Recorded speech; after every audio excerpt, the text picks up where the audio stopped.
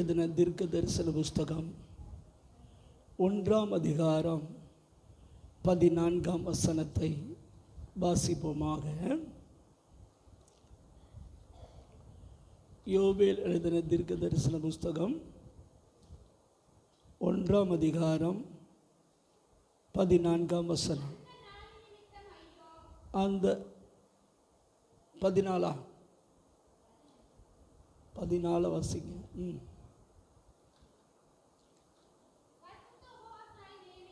பரிசுத்த உபவாச நாளை நியமியுங்கள், விசேஷித்த ஆசரிப்பை கூறுங்கள், மூப்பரையும் தேசத்தின் எல்லா குடிகளையும் உங்கள் தேவனாகிய கர்த்தருடைய ஆலயத்திலே கூடி வரச் செய்து, யாரை நோக்கி கூப்பிடணுமா? கர்த்தரை நோக்கி கூப்பிடுங்கள். ஆண்டவர் பாரு போதும். உபவாச நாளை என்ன செய்யணுமா? நியமிக்கணும். ஒரு சபைக்கு தேவன் கொடுக்கிற முதல் ஆலோசனை உபவாச நாட்களை நாம் நியமித்து கொள்வது நல்லது. இந்த நாட்களில் நீங்கள் சபையாக உபவாசம் பண்ணி ஜெபிக்கிறீங்க, ரொம்ப நல்லது. ஏனென்றால் நாம் உபவாசிக்கும் போது தான் கர்த்தர் நம்முடைய வாழ்க்கையில் சில கட்டுகளிலிருந்து விடுதலை தர முடியும், சில போராட்டங்களிலிருந்து விடுதலை தர முடியும், சாத்தானுடைய மறைமுக தாக்குதலிலிருந்து நாம் விடுதலை பெற்றுக்கொள்ள முடியும். நாம் ஜெபிக்கும் போது தான் கர்த்தர் என்ன செய்கிறார் என்றால் செயல்படுகிறார். நாம் ஜெபிக்காத பட்சத்தில் கர்த்தர் செயல்பட முடியாது. சிலருடைய வாழ்க்கையில் வில்லி சூனி ஆவிகளுடைய கட்டு இருக்கும், சிலருடைய வாழ்க்கையில் சர்ப்பத்தின் ஆவிகளுடைய கட்டுகள் இருக்கும், சிலருடைய வாழ்க்கையில் சாபத்தின் ஆவிகளுடைய கட்டு இருக்கும், சிலருடைய வாழ்க்கையில் சில வியாதிகளுடைய கட்டு இருக்கும். இந்த கட்டுகள்லாம் நீங்கணும் அப்படின்னா தேவ பிள்ளைகள் கண்டிப்பாக உபவாசம் பண்ணி ஜெபிக்க வேண்டியது அவசியம். அல்லேலூயா. நாம் அப்படி உபவாசம் பண்ணி ஜெபிக்கும் போதுதான் கர்த்தர் நம்முடைய வாழ்க்கையிலும் சரி, நாம் ஜெபிக்கிறதான கிராமங்கள் பட்டணங்களிலும் சரி, ஒரு மாபெரும் எழுப்புதலை தர முடியும். பாலியாங்கிச்சோ என்று சொல்லக்கூடிய ஒரு தேவ மனிதர், அவர் தென்கொரியாவிலே ஊழியம் செய்து சமீபத்தில் தான் இறந்து போனார். உலகத்திலே மிக பெரிய சபை என்றால் அவருடைய சபை தான். கிட்டத்தட்ட 10 லட்சத்துக்கு மேற்பட்ட ஜனங்கள் என்ன செய்கிறார்கள்? வருகிறார்கள். அவர் ஊழியம் செய்த ஆரம்ப நாட்களிலே ஒரு கிராமத்தில் போய் ஊழியம் செய்தார். அந்த கிராமத்தில் போய் இயேசு உங்களை நேசிக்கிறார், இயேசு கிறிஸ்து உங்களை சுகமாக்குகிறார், இயேசு கிறிஸ்து உங்களை ஆசீர்வதிக்கிறார் என்று நற்செய்தியை சொல்லி கொண்டிருந்தார். அப்பொழுது அங்கே இருக்கிறதான அந்த கிராமத்து தலைவர் மற்றும் அவரோடு சேர்ந்து சில குழுவினர் சேர்ந்து கொண்டு, நீங்கள் இயேசு விடுதலை தர்றாரு, சுகம் தர்றாரு, ஆசீர்வதிக்கிறாரு அப்படி இப்படின்னு சொல்கிறீங்க, எங்கள் கிராமத்திலே ஒரு கூரை செட்டு வாடகைக்கு எடுத்து வேற உட்காந்து சர்ச்சை நடத்திக்கிட்டு இருக்கீங்க, உங்களுக்கு 1 மாதம் டைம் தர்றோம். எங்கள் ஊரில் ஒரு அம்மா கிட்டத்தட்ட 15 வருஷமாக வியாதியினால் படுத்த படுக்கையில் கிடக்கு. நீங்கள் தான் இயேசு சுகம் தருவார்னு சொல்கிறீங்கள, அந்த அம்மா மட்டும் சுகமாயிருச்சு அப்படின்னா நாங்கள் கிராமமே இயேசுவை ஏற்றுக்கொள்கிறோம். ஆனால் அந்த அம்மா இயேசுவை ஏற்றுக்கொள்ளலை அப்படின்னா நாங்கள் 1 மாதம் உங்களுக்கு டைம் தர்றோம், உங்களை நாங்களே அடித்து துரத்திடுவோம் அப்படின்ட்டாங்க. நாங்களே என்ன செய்வோம்? இந்த டேட்லேருந்து கணக்கு வச்சுக்கோங்க பாஸ்டர், உங்களுக்கு 1 மாதம் டைம் தரோம் அப்படின்னு சொல்லிட்டு அந்த அம்மா வீட்டுக்கு கூட்டு போனாங்க. அந்த அம்மா பார்த்தீங்கன்னா படுத்த படுக்கையில் 15 ஆண்டுகளாக வியாதியில் இருக்குது. இவர் இயேசு சுகம் தருவார்னு பிரசங்கம் பண்ணதுனால அவங்க கேள்வி கேட்குறாங்க. இவர் ஜோம் பண்ணிட்டு வந்துட்டு அந்த அம்மாவுக்கு தினமும் ஜோம் பண்ணி பார்த்தார், ஒன்றும் நடக்கிற மாதிரி என்ன செய்யலை, தெரியல. அப்போ என்ன பண்ணார் அப்படின்னா 21 நாள் ஃபாஸ்டிங் போட்டார். எத்தனை நாள் ஃபாஸ்டிங்கு? அந்த 21 நாள் ஃபாஸ்டிங் முடிகிற நேரம் இவங்களுக்கு சொன்ன அந்த 30 நாள் டைம் என்ன செய்யுதுன்னா முடியுது. அந்த இதை கனெக்ட் பண்ணி அவர் ஃபாஸ்டிங் போட்டார். ஃபாஸ்டிங் போட்ட பொழுது இவர் தினமும் முழங்காலில் நின்று ஜெபித்தார், அந்த அம்மாவையும் பார்த்து ஜெபித்தார். ஆனால் ஒரு அசைவும் நடக்கிற மாதிரி என்ன செய்யலை, தெரியலை. நாட்கள் ஓடியது. ஃபைனல் டே வந்துவிட்டது. இன்றைக்கு தான் கடைசி நாள் அப்படிங்கிற டேட் வந்துவிட்டது. நாளைக்கு காலையில் விடிஞ்சா அந்த அம்மாவுக்கு அற்புதம் நடக்கலை அப்படின்னா ஊரில் உள்ளவங்களாம் கம்பை கொண்டு வந்து அடித்தே துரத்துவேன்னு சொல்லியிருக்கிறாங்க. நம்ம என்ன செய்ய போகிறோன்னு தெரியலேன்னு பார்த்துட்டு நைட்டு 10 மணி ஆயிடுச்சு. நாளைக்கு காலையில் விடிஞ்சா கதை கந்தல் அப்படிங்கிற நிலைமையில் இவர் துக்கத்தோடு ஆண்டவரை நோக்கி பார்த்து ஜெபம் பண்ணி கொண்டிருந்தார். அப்படி ஜெபித்து கொண்டிருந்த பொழுது ஒரு கதவு தட்டுகிற சத்தம் கேட்கப்பட்டது. இந்த நேரத்தில் யாரா கதவை தட்டுறது அப்படின்னு சொல்லிட்டு கதவை திறந்து பார்த்தால் வெளியே மழை பெய்து கொண்டிருந்தது. ஒரு வாலிப தம்பி நின்று கொண்டிருந்தான்.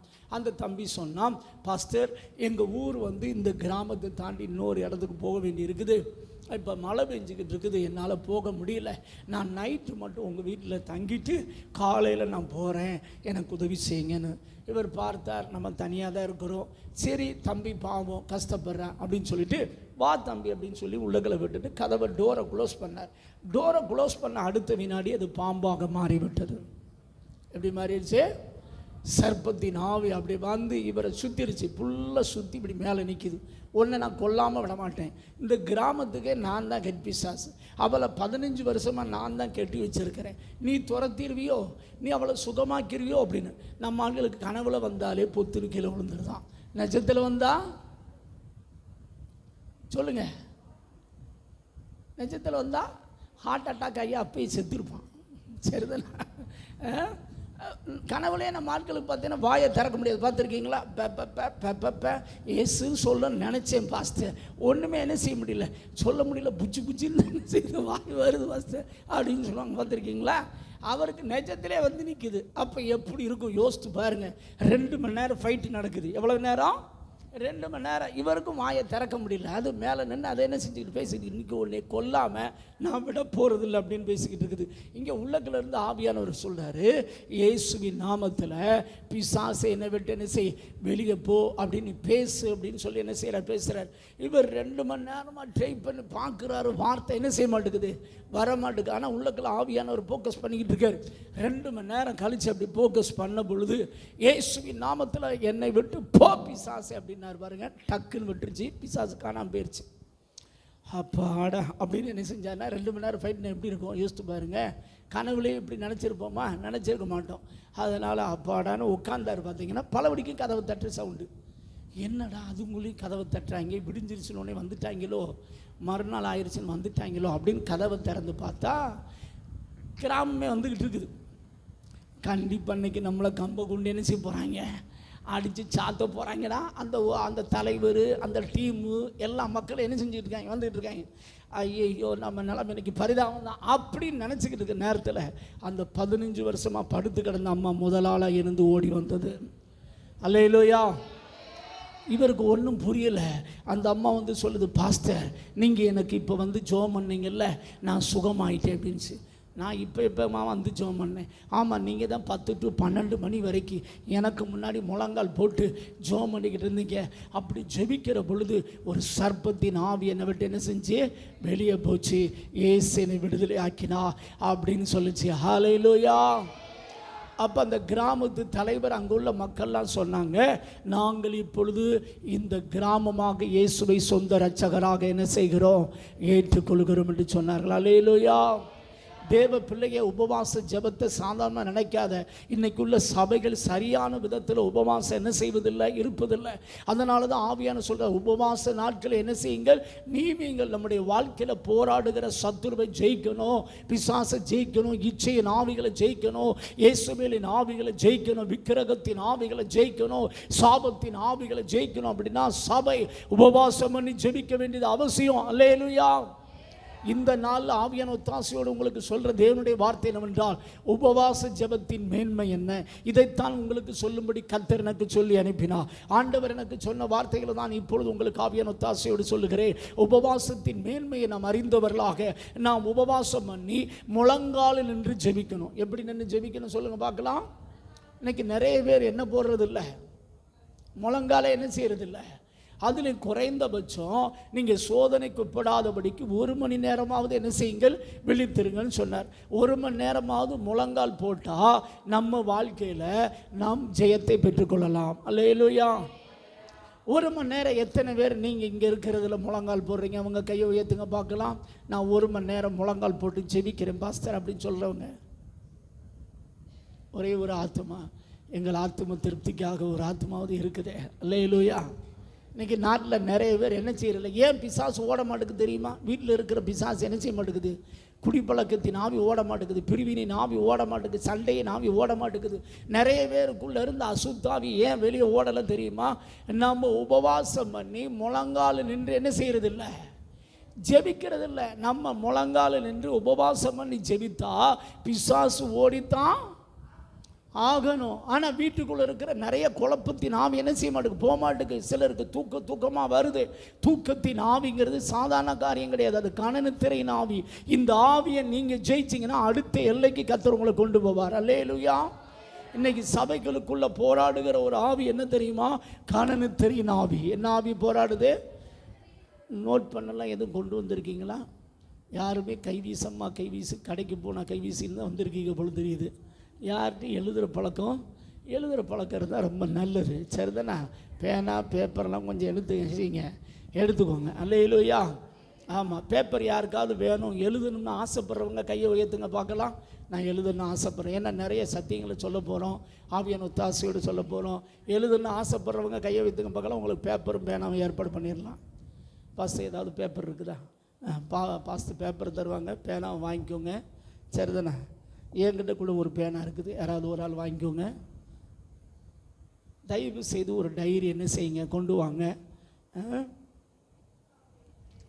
அதெல்லாம் என்ன செய்யுங்க, நோட் பண்ணி எழுத பாருங்கள். கர்த்தர் என்ன செய்வாராக, ஆசீர்வதிப்பாராக.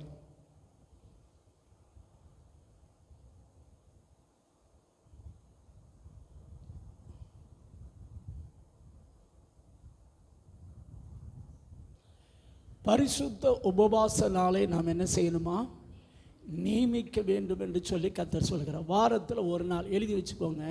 நீங்கள் இப்போ பேப்பர்லையோ பலவடிக்கும் சொல்கிறதுக்கு யோசிக்க வேண்டியிருக்குது. பேப்பர் வந்தால் தான் பேச முடியும்.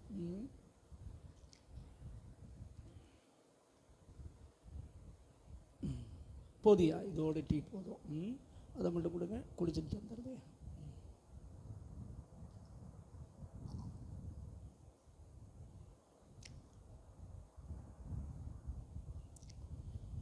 ஓசியா 4ஆம் அதிகாரம் 6ஆம் வசனம் வாசிங்க பார்க்கலாம்.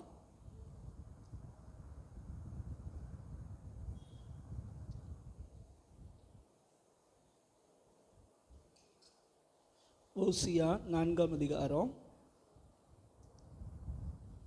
6ஆம் வசனம். தம்பி க்ளீனாக இருக்குதா? வீடியோ க்ளீனாக இருக்குதா? வீடியோ கரெக்டாக எடுக்குதான்னு பாருங்க. என் பேஸ் கரெக்டாக இருக்கான்னு மறையில் இல்லை. ஓகே, அதுதான் கேட்கேன். வாசிங்க சிஸ்டர்.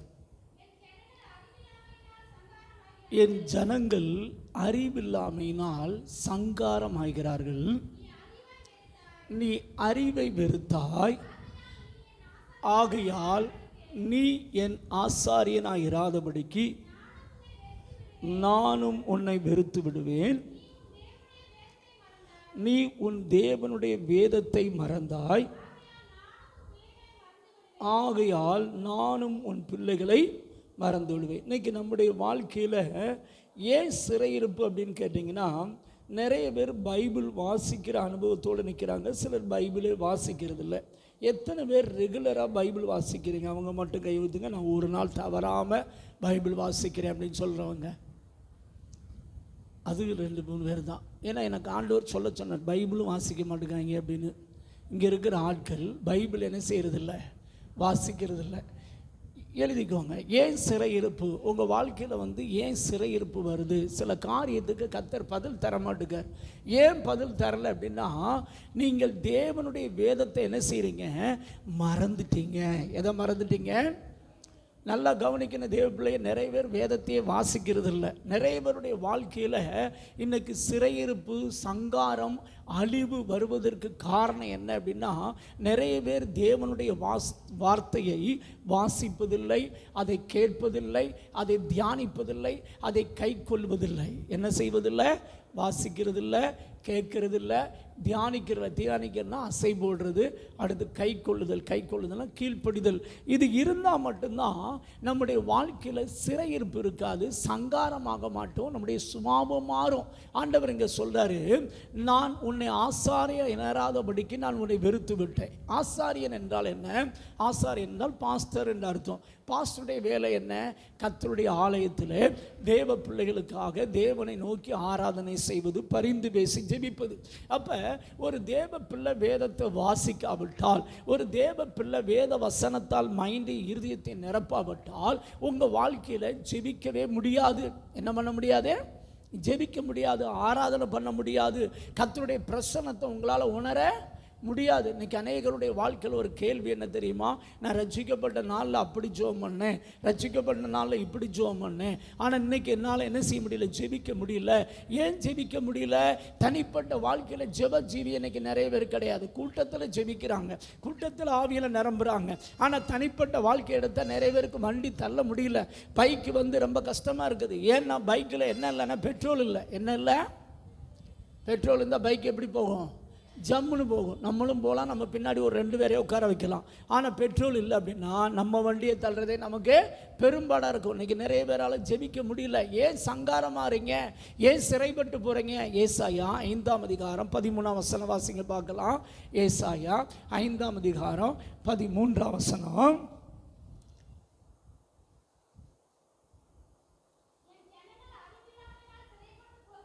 என் ஜனங்கள் எது இல்லாதனால, சத்தியத்தை குறித்த அறிவு. இன்னைக்கு அநேகர் தேவனுடைய வார்த்தையை வாசித்து தேவனை அறிகிற அறிவில் வளர்றதே கிடையாது. தேவ பிள்ளையே, உன் வாழ்க்கையில் ஏன் சிறையிருப்பு? ஏன் சங்காரமாகிறார்? ஏன் மிருக குணமுள்ளவனாகிற? எரேமியா 7ஆம் அதிகாரத்தை நீங்கள் வாசித்து பார்த்தீங்கன்னா, என் ஜனங்கள் அறிவில்லாமையினால் மிருக குணமுள்ளவர்கள் ஆனார்கள். என்ன குணம் வருது? சுபாவம் மாற மாட்டேங்குது. ஏன் மாற மாட்டேங்குது அப்படின்னா வேதத்தை குறித்த அறிவில்லை. தயவு செய்து சொல்கிறேன், காலையில் எந்திக்கும் போது ஒரு சின்ன ஜோம் பண்ணுங்க. எத்தனை பேர் 5 மணிக்கு எந்திரிச்சு ஜோம் பண்ணுறீங்க? அதுக்கு முன்னாடி எந்திரிச்சு ஜோம் பண்ணாலும் அதில் சேர்த்துக்கலாம், சரிதானா? ஆனால் 5 மணிக்கு மேலே எந்திரிச்சு ஜோம் பண்ணுறவங்களும் லிஸ்ட்டில் சேர்க்க முடியாது, சரிதானா? 5 மணிக்காவது எந்திரிச்சு நான் ஜோம் பண்ணுறேன்னு சொல்கிறவங்களாம் கை வைத்துக்க பார்க்கலாம். அதுலேயும் சில ஆட்கள் தான். நம்மளாம் பெண்டிகாஸ்ட் விசுவாசிகள். நம்மளாம் யாருங்க? இன்றைக்கி ஏன் சபையில் கர்த்தருடைய மகிமை இல்லை அப்படின்னா, ஆதி திருச்சபையில் நேர் முழங்காலே நின்று சபை என்ன செய்யும் தெரியுமா? ஜெபம் பண்ணும் தெரியுமா? ஃபாஸ்டிங் இருக்கிறோம். சபை காலையில் எழுந்து ஜெபிக்கும். இன்றைக்கி யாருமே ஜெபிக்கிற பழக்கமும் கிடையாது, வேதத்தை குறித்த அறிவும் கிடையாது. சும்மா கூட்டத்தில் நம்ம அப்படி இப்படின்னு காமிக்கிறோம். இன்றைக்கி நம்முடைய வாழ்க்கையில் உங்களுக்கு ஆண்டவர் எனக்கு திட்டமும் தெளிவுமா சொன்னதான் சொல்கிறேன். இங்கே இருக்கிற அநேகருக்குள்ள வேதத்தை குறித்த அறிவு இல்லை. அதனால தான் உன் வாழ்க்கையில் சிறையிருப்பு, அதனால தான் உன் வாழ்க்கையில் நீ சங்காரமாகிற, அதனால தான் உன் சுபாவம் மாறலை அப்படின்னு கர்த்தர் சொல்கிறார். அதனால் நீ வேதத்தை மறந்ததுனால முதலாவது ஒன்றை மறப்பேன். ஒன்றை மறந்தா உனக்கு வியாதி, பலவீனம், தலை சுத்தல், தலைவலி, கால்வலி, மேல்வலி, எல்லா வலியும் என்ன செய்யும்? வரும். ரெண்டாவது உன் பிள்ளையை மறப்பேன். உன் பிள்ளையை மறந்தா உன் பிள்ளைக்கு ஃபீஸ் கட்ட முடியாது. உன் பிள்ளைக்கு அடிக்கடி ஆஸ்பத்திரின்னு என்ன செய்ய வேண்டியிருக்கும்? போக வேண்டியிருக்கும். ஏன் வீண் செலவு? ஏன் வருமானம் ஆசீர்வதிக்கப்படலைன்னா தேவனுடைய வார்த்தை நிறைய பேருக்கு மைண்டில் இருத்தில் இருப்பதே இல்லை. சிலர் பைபிள் வாசிக்கிறாங்க, ரொம்ப சந்தோஷம். பைபிள் வாசிக்காத லிஸ்ட்டு வேறு, ஆனால் பைபிள் வாசிக்கிறவங்கள பாராட்டுறேன். ஆனால் பைபிள் வாசிக்கிறவங்களும் வாசித்தீங்களே என்ன நினைவு இருக்குதுன்னு கேட்டால் அதுவும் நிறைய பேருக்கு என்ன செய்யாது? படித்தேன் பாஸ்டர், ஆனால் என்ன செஞ்சிருச்சு? மறந்து போயிடுச்சு அப்படிவாங்க. பார்த்துருக்கீங்களா? கடன்னு வாசித்துட்டு போவாங்க. அப்படி செய்யாதீங்க. தினமும் காலையில் எழுந்திரிச்சோடனே ஒரு சின்ன ஜெபம் பண்ணிவிட்டு ஆண்டவரே என்னோடு பேசுங்கன்னு சொல்லி ரெகுலராக வாசிக்கிற பகுதி அல்லது சங்கீத பகுதி எடுத்து அதில் ஒரு 2 அதிகாரத்தை என்ன செய்யணும் அப்படின்னா, ஒரு வசனத்தை 3 தடவை சத்தமாக உங்கள் காது கேட்க, சத்தமான நான் வீடு கேட்க வாசிக்க சொல்லதில் உங்கள் காது கேட்க வாசிக்க சொல்கிறோம். வாசித்து உங்கள் காது கேட்கணும். அதுக்கடுத்து அந்த வசனம் உங்கள் மைண்டில் உங்கள் இருத்தில் என்ன செய்யணும்? பதிவாகணும். ஒரு வசனத்தை 3 தடவை நிதானமாக நீங்கள் வாசித்தீங்கன்னா அந்த வசனம் உங்கள் மைண்டிலும் உங்கள் இருத்திலும் போகும். மைண்ட் என்பது ஆத்துமா, இருதயம் என்பது ஆவி, சரிதானா? ஆத்துமாலையும் வசனம் போகணும், ஆவியிலையும் வசனம் போகணும். ஆவியிலையும் 1/2 மணி நேரம் வசனத்தை நல்லா நிரப்பிட்டு அதுக்கு பிறகு 1/2 மணி நேரம் முழங்கால் போட்டு நீங்கள் ஜெபம் பண்ணி பாருங்களேன். தேவ பிரசன்னத்தை உங்களால் உணர முடியும். ஆவியனுடைய வல்லமையை உங்களால் உணர முடியும். உங்கள் வாழ்க்கையில் ஒரு பெரிய டேர்னிங் பாயிண்ட் உண்டாவதை நீங்கள் பார்க்க முடியும். அல்லேலூயா. வசனம் இல்லாத வாழ்க்கை வந்து உன் வாழ்க்கையில் செத்த வாழ்க்கை. எழுதி வச்சுக்கோங்க. வேதத்தில் பார்த்தீங்கன்னா லூக்கா எழுதின சுவிசேஷம் 1:27 37 வரைக்கும் வாசித்து பார்த்தீங்க அப்படின்னா, மரியாள் இடத்துல தேவதூதன் வருகிறான். மரியாளே, நீ கர்ப்பவதி ஆகி ஒரு குமாரனை பெறுவாய், அவருக்கு இயேசு என்று பெயரிடுவாயாகன்னு சொன்னோன்னே அவள் சொல்கிறா, எனக்கு கல்யாணமே ஆகலை அப்படின்னு சொல்கிறா. ஏமா அதை விட இப்போ உன் மேலே பரிசுத்த ஆவியானவர் அசைவாடுவார். வார்த்தையாகி இயேசு கர்ப்ப பையில் இருப்பார். மேலே பரிசுத்த அசைபாடுகிற. நல்லா கவனிக்கணும். உன் ஆவியில் ஆவியானவர் இருக்கிறா, உன் ஆத்துமால தேவ வார்த்தை இருக்கணும். ஆவியில் என்ன இருக்கணும்? ஆவியானவர். அந்நிய பாஷையில் பேசுகிறேன்ல, அது ஆவியில். சரி, நம்ம வார்த்தை எங்கே இருக்கணும் அப்படின்னா ஆத்துமாவில் இருக்கணும். எது இருக்கணும்? இந்த வார்த்தை ப்ளஸ் ஆவியானவர் ரெண்டும் சேரும் போது தான் இந்த உலகத்தில் ஆண்டவர் முதல்ல பார்த்தீங்கன்னா, வாசிங்க ஆதியாகமம் 1 1, 2, 3 வசனங்களை வாசிங்க பார்க்கலாம்.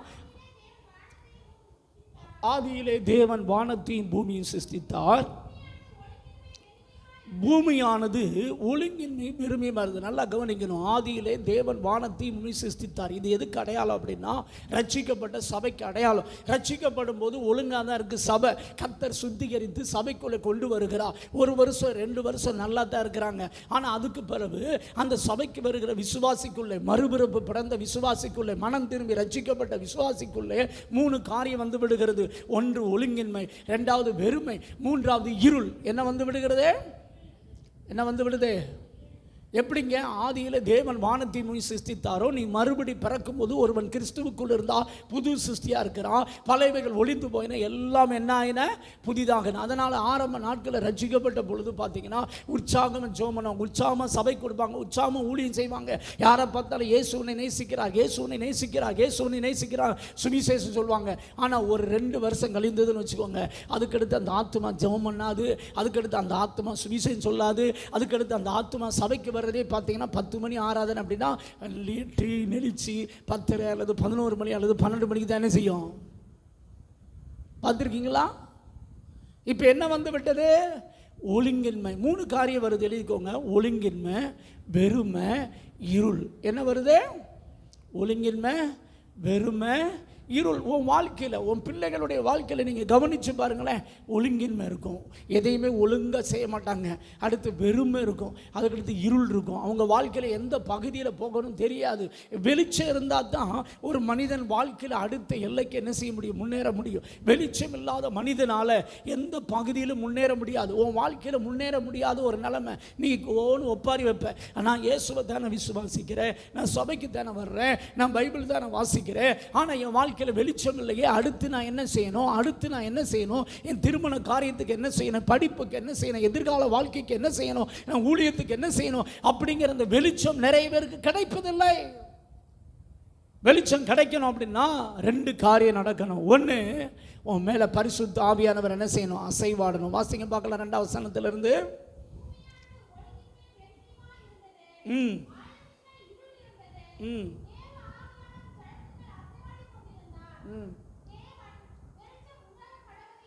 தேவன் என்ன செய்ய கடவுது?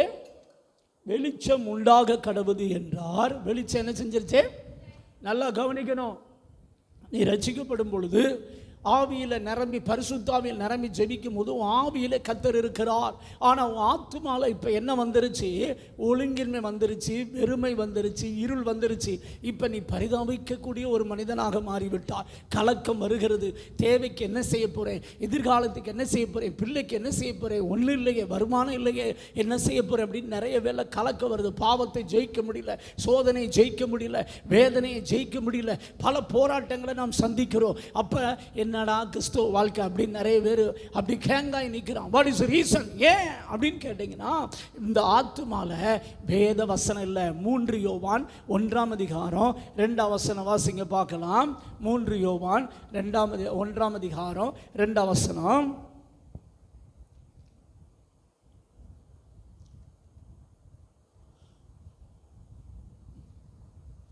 என்ன கண்டுபிடிச்சிட்டீங்களா? வாசிங்க 2 வசனத்தை. என்ன அவங்க எடுத்த பகுதியை வேற ஏதோ மாதிரி தெரியுது. எங்க அதில் இருக்கிறது ஒரு அதிகாரம் தாங்க. 3 அதிகாரம் 2 வசனம். 3 யோவான்ல 2 வசனமா? 3 யோவான்.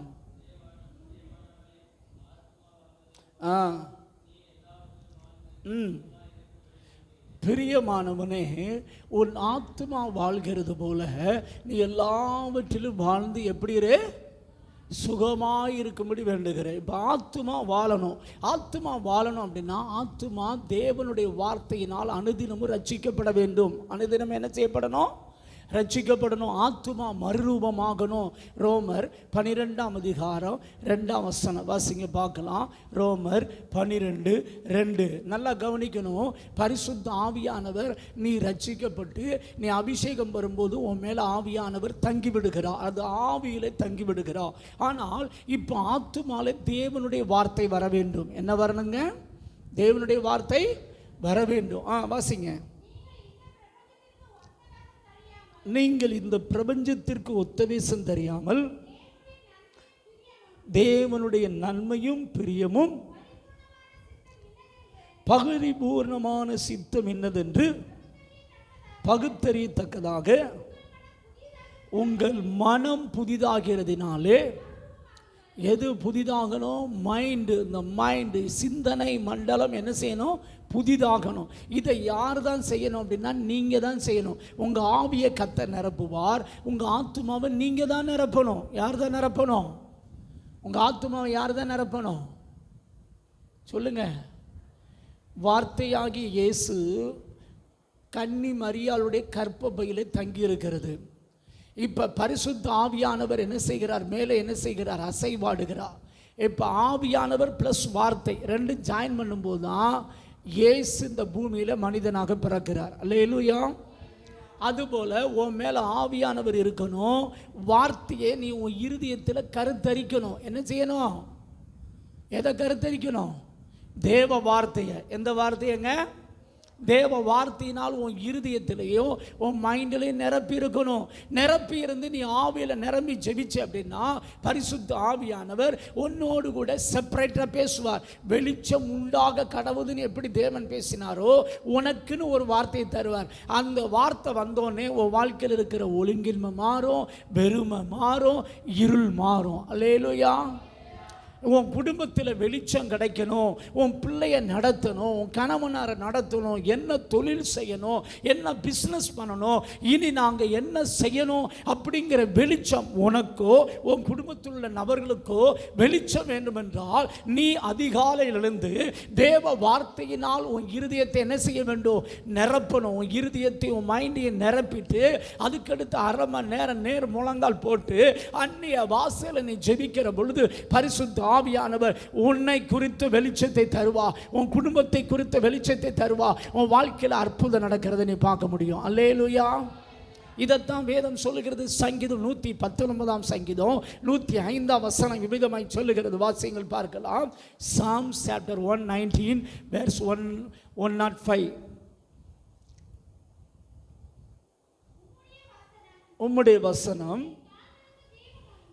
உம்முடைய வசனம் என் கால்களுக்கு தீபமும் என் பாதைக்கு எப்படி இருக்குது? நல்லா கவனிக்கணும். தேவ பிள்ளையே, நீ ரட்சிக்கப்படுகிற பொழுது பரிசுத்த ஆவியானவர் உன் ஆவியில் வந்து என்ன செய்து விடுகிறார்? நீ அந்நிய பாஷை அடையாளத்தோட அபிஷேகம் வரும்போது தங்கி விடுகிறார். இப்போ உன் ஆத்துமால வேத வசன வெளிச்சம் என்ன செய்யணும்? கிடைக்கணும். வேத வசன வெளிச்சம்னா 1000 வாசு பவர் போல கர்த்தர் தரமாட்டார். நான் இங்கேருந்து பொம்முடி பூண்டி பஸ் ஸ்டாண்டை பார்க்கலான்னா பார்க்க முடியாது. என்ன செய்ய முடியாது? பார்க்க முடியாது. ஆனால் உன் கையில் நீ வேதத்தை நிரப்பும் பொழுது எவ்ரிடே ஒவ்வொரு நாளும் வேத வசனத்தை மைண்டில் இருத்தில் அசை போடும் பொழுது கர்த்தர் உன் பாதைக்கு என்ன தருவார் தெரியுமா?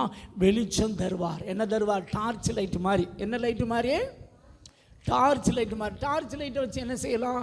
நான் இப்போ இந்த ஸ்டேஜில் நிற்கிறேன். டார்ச் லைட்டை வச்சு நான் அடித்தா இந்த சர்ச்சுடைய எண்டு வரைக்கும் பார்க்கலாம். அதுக்கு மேலே பார்க்க முடியாது. சரிதானா? ஆனால் இந்த டார்ச் லைட் என்ன செய்யும்? என்னை சர்ச்சுடைய எண்டுக்கு கொண்டு போகும். அடுத்து கொஞ்சம் தூரம் போனோன்னா அவ்வளோ தூரம் வெளிச்சம் கிடைக்கும். அடுத்து கொஞ்சம் தூரம் போனோன்னா அங்கிட்டு வெளிச்சம் கிடைக்கும். அடுத்து கொஞ்சம் தூரம் போனோன்னா அடுத்து வெளிச்சம் கிடைக்கும். நான் போக வேண்டிய இடத்துக்கு போய் சேர முடியும். அல்லேலூயா. எப்போ போய் சேர முடியும்? வேத வசனமாகி வெளிச்சம் என்ன செய்யணும்? சொல்லுங்க, என்ன செய்யணும்? கிடைக்கணும். ஆனால் இன்னைக்கு நிறைய பேருக்கு வேதத்தின் மகத்துவம் தெரியவே இல்லை. ஏன் உன் வாழ்க்கையில் வந்து குழம்பி போயிருக்கீங்க, என்ன செய்யணும் தெரியாது. நிறைய பேர் பார்த்துருக்கீங்களா? நிறைய பேர் இயேசுக்கிட்ட உட்காந்து அழுவாங்க. யாருன்னு கேட்டால் பல வருட சபை விசுவாசி தான் அழுவான். ஏன் அழுகிறான் அப்படின்னு கேட்டால், அவனுக்கு இருள் நிரம்பி இருக்குது. எந்த பாதையில் போகிறது, என்ன தொழில் செய்வது, என்ன பிஸ்னஸ் பண்ணணும், என் பிள்ளைக்கு என்ன செய்கிறது, என் கணவனார் குடித்து கொண்டு வருகிறாரு, என் குடும்பத்தில் ஒரே பிரச்சனையாக இருக்குது. வெளிச்சம் இல்லாதனால தான் நீ உன்னையும் திருத்த முடியல, உன் கணவனாரை திருத்த முடியல, உன் பிள்ளையும் திருத்த. உனக்கு மட்டும் வெளிச்சம் கிடைத்து விட்டால் நீ வைத்திருக்கிற லைட்டை வைத்து உன் பின்னாடி கணவனாரை கொண்டு வரலாம், உன் பிள்ளையை கொண்டு வரலாம், மற்றவங்களை கொண்டு வரலாம். அல்லேலூயா. ஆனால் நீயே குழம்பி போயிருந்தேன்னா எப்படி மற்றவங்களை நடத்த முடியும்? சாத்தான் செய்கிற தந்திரம் என்ன தெரியுமா? முதல்ல உங்கள் மைண்டை தான் தாக்குறான். எதை தான் தாக்குறான்? மண்டையை மட்டும் ஓங்கி ஒரு ஒப்பு வச்சுட்டோம்னு வச்சுக்கோங்களேன். மண்டையை மட்டும் பின்னாடி கூடி வந்து ஒரு கட்டையை வச்சு மண்டையில் டம்முன்னு போட்டோம்னு வச்சுக்கோங்க.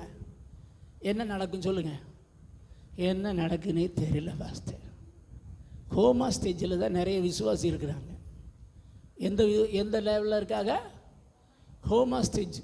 எனக்கு என்ன நடக்குது எனக்கே தெரியல. எதுக்கு இயேசுவை தர்றேன்? இயேசு தான் உண்மையான தெய்வம்னு தெரிஞ்சு போச்சு, அதனால் வர்றேன்.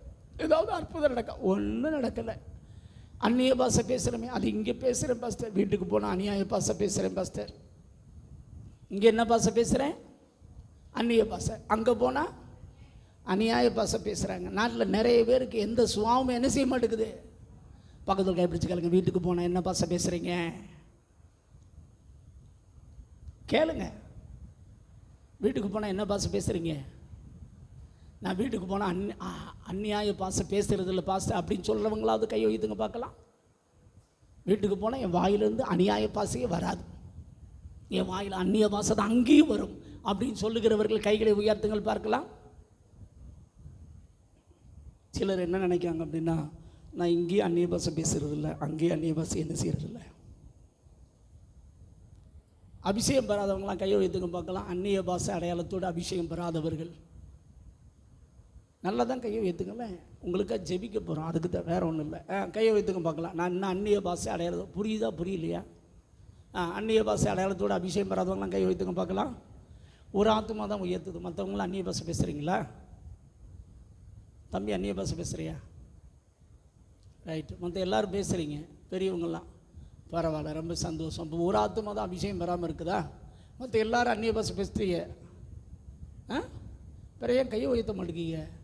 கையை உயர்த்துங்க. அந்நிய பாஷை பேசாதவங்களாம் கை வைத்துங்க. இன்றைக்கி ஜெபம் பண்ண போகிறோம், அதுக்கு தான் கேட்குறேன். கை வைத்துங்க. அபிஷேகம் வேணுமா வேண்டாமா? அபிஷேகம் வேணுங்கிறவங்களாம் கை வைத்துங்க. அதாவது நான் ஏற்கனவே அந்நிய பாஷை பேசினவங்க கையெழுத்தக்கூடாது, புரியுதா? அவங்கள புது அபிஷேகத்தை கற்று தருவார். அதை நான் இப்போ கேட்கல. இப்போ நான் இன்ன வரைக்கும் நான் அந்நிய பாஷையே பேசலை அப்படின்னு சொல்கிறவங்க மட்டும் கை வைத்துங்க பார்க்கலாம். ஆண்டவர் அபிஷேகம் பண்ணும்படி சொல்கிறாரு, அதனால தான் நம்ம ஜெபிக்க போகிறோம் முடிவில். அதுதான் கேட்குறேன். கையை வைத்துங்க பார்க்கலாம்.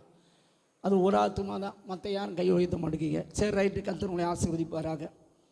தாகம் உள்ளவனை கர்த்தர் நிரப்புவார். அல்லேலூயா. தேவ பிள்ளையே, உன் வாழ்க்கையில் இருக்கிற இருள் மாறணும், உன் வாழ்க்கையில் இருக்கிற ஒழுங்கின்மை மாறணும், உன் வாழ்க்கையில் இருக்கிறதான எல்லா விதமான மறைவான காரியங்களும் சரியாகணும்னு நினைத்தால் நீ காலையில் எழுந்திரிச்சோடனே வேத வசனத்தால் உன் இருதயத்தையும் உன் மைண்டை என்ன செய்யணும்? நிரப்புனேன்னா அதுக்கடுத்து பரிசுத்த ஆவிக்குள்ளே நிரம்பி அந்நிய பாஷையில் ஜெபம் அப்படின்னா ஆவியானவர் உனக்கு அனுதினமும் நடக்க வேண்டிய வெளிச்சத்தை கர்த்தர் தருவார். அல்லேலூயா. அந்த வார்த்தையை கேட்டு நீ நடந்தேன்னா உனக்கு டார்ச் லைட்டு எரியும். அந்த டார்ச் லைட்டு எரிஞ்சு நீ முன்னேறினேன்னா உன் வாழ்க்கையில் எந்த பிரச்சனையும் நீ ஜெயிக்கலாம். அல்லேலூயா. ஆனால் அந்த வெளிச்சம் கிடைக்கல அப்படின்னா நீ குழம்பி போயிடுவ. உன் வாழ்க்கையில் என்ன பண்ணாலும் அற்புதம் என்ன செய்யாது, நடக்கவே நடக்காது. இது மாறணும் அப்படின்னா வேதத்தை நிரப்புங்க. வேதத்தில் பாருங்கள், ஒரு சபையாரை குறித்து ஆவியானவர் விதமாய் சொல்லுகிறார். வாசியங்கள் பார்க்கலாம். அப்போஸ்தலர் நடவடிக்கைகளின் புஸ்தகம் 16ஆம் அதிகாரம். அப்போஸ்தலர் 16ஆம் அதிகாரம்.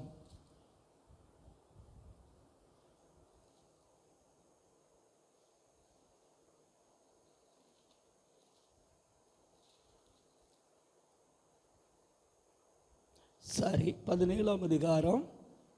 17ஆம் அதிகாரத்தில் 10 வசனத்து 10 வாசிங்க பார்க்கலாம்.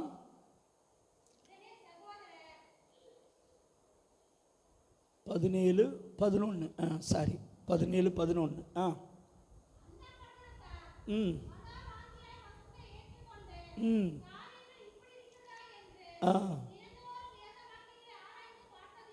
ம்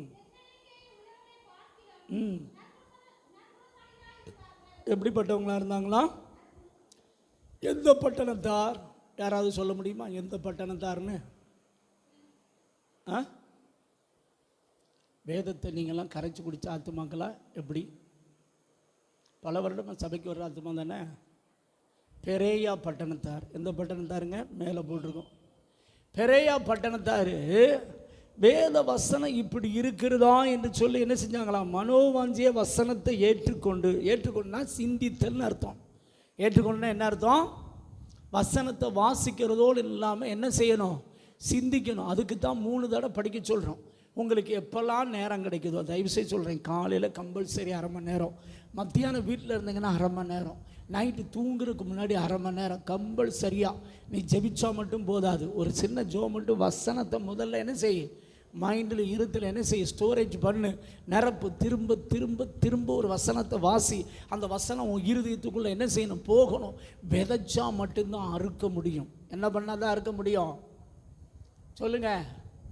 நான் விதைக்கவே மாட்டேன் பாஸ்டர், ஆனால் எனக்கு ஆப்பிள் கனியாக வரணும் பாஸ்டர். என் வாயை திறந்தால் என்ன கனி வரணும்? சொல்லுங்கள், என்ன கனி வரணும்? ஆப்பிள் கனி வரணும் பாஸ்டர் அப்படின்னு நிறைய பேர் அப்படியே பார்க்குறாங்க. ஆனால் நடக்குமான்னு கேட்குறேன். ஆனால் நான் என்ன பண்ணுறேன் பாஸ்டர்? ஒன்றுமே விதைக்கிறது இல்லை. ஒன்றுமே விதைக்காதுன்னா அந்த நிலத்தில் என்ன முளைக்கும்? என்ன முளைக்குங்க சொல்லுங்கள்?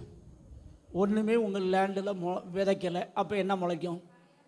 காலையும் முள்ளும் தான் முளைக்கும். அதனால தான் நீங்கள் எப்போ பார்த்தாலும் எப்படி இருக்கீங்க? லொல்லு புல்லு பேசுகிறப்ப பேசலையா? சொல்லுங்க. நிறைய பேர் பார்க்குறாங்க, என்னடா சபைக்கு போனால் அந்நிய பாஷையில் பேசுகிறாங்க, இங்கே வந்தால் என்ன பாஷை பேசுகிறாங்க? அநியாய பாஷை பேசுகிறாங்களே, இது எப்படி இவர்களால் மட்டுமே முடியுது அப்படின்னு நிறைய பேர் பார்க்குறாங்க. What is the reason? என்ன காரணம் அப்படின்னா, உன் ஆத்துமா வாழவே இல்லை. ஆத்துமா ஹோமா ஸ்டேஜில் நிற்குது. எந்த ஸ்டேஜில் நிற்குது? கலங்கி போயிருக்குது, புலம்பி போயிருக்குது.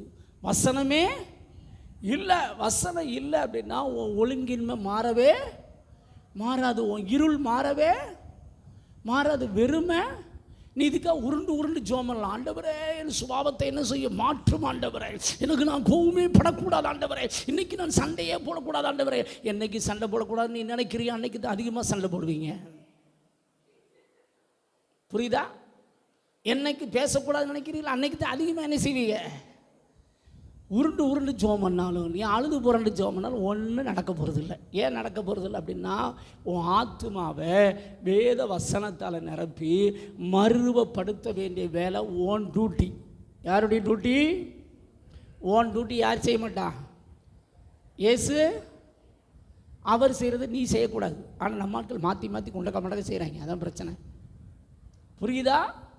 உன் ஆத்துமாவை யார் தான் நிரப்பணும்? நீங்கள் தான் வேத வசனத்தால் நிரப்பணும். உங்கள் ஆவியை கத்த நிரப்போம். இப்போ நாங்கள் ஜெபிக்கிறோம்னு வச்சுக்கோங்களேன், பரிசுத்தமான ஒரு அபிஷேகம் பலமாக இறங்கும். நீங்கள் ஆவியில் நிரம்பி அந்நிய பாஷையில் குதிக்கலாம், ஆவியில் நிரம்பலாம். இன்றைக்கி எப்படி இருந்துச்சு? சூப்பராக இருந்துச்சு. கத்த நிரப்பினார் தெரியுமா? என் கூட தீர்க்க தரிசனம் பேசினார் தெரியுமா? ரொம்ப சந்தோஷம். எல்லாம் ஆவியில் தான் நடக்குது. உன் ஆத்துமான ஒன்று இருக்குது பற்றியா? எது இருக்குது? அது இன்னும் எந்த ஸ்டேஜில் தான் இருக்குது? சொல்லுங்கள், எந்த ஸ்டேஜ்? ஹோமா ஸ்டேஜில் என்னன்னு தெரியுமா உங்களுக்கு? ஹோமா ஸ்டேஜ்னா யாருக்கு தெரியும்? அவங்களுக்கு தெரிஞ்சவங்க மட்டும் கை வைத்துக்க பார்க்கலாம். ஹோமா ஸ்டேஜ்னா என்னென்னு எனக்கு தெரியும் பாஸ்டர் அப்படின்னு சொல்கிறவங்க விளக்கம் சொல்லணும். ஹோமா ஸ்டேஜ்னா என்னென்னு தெரியுமா உங்களுக்கு? சிந்தனை செத்து போச்சுன்னு அர்த்தம். எது செத்து போச்சு? சிந்தனை செத்து. ஆனால் உயிர் இருக்கும். கண்ணு பார்க்கும், காது கேட்கும். ஆனால் என்ன செய்யாதுன்னா கண்கள்லேருந்து கண்ணீர் தான் வரும். வேறு ஒன்றும் செய்ய முடியாது. காலை எடுறானா காலை எடுத்து வைக்க மாட்டான்.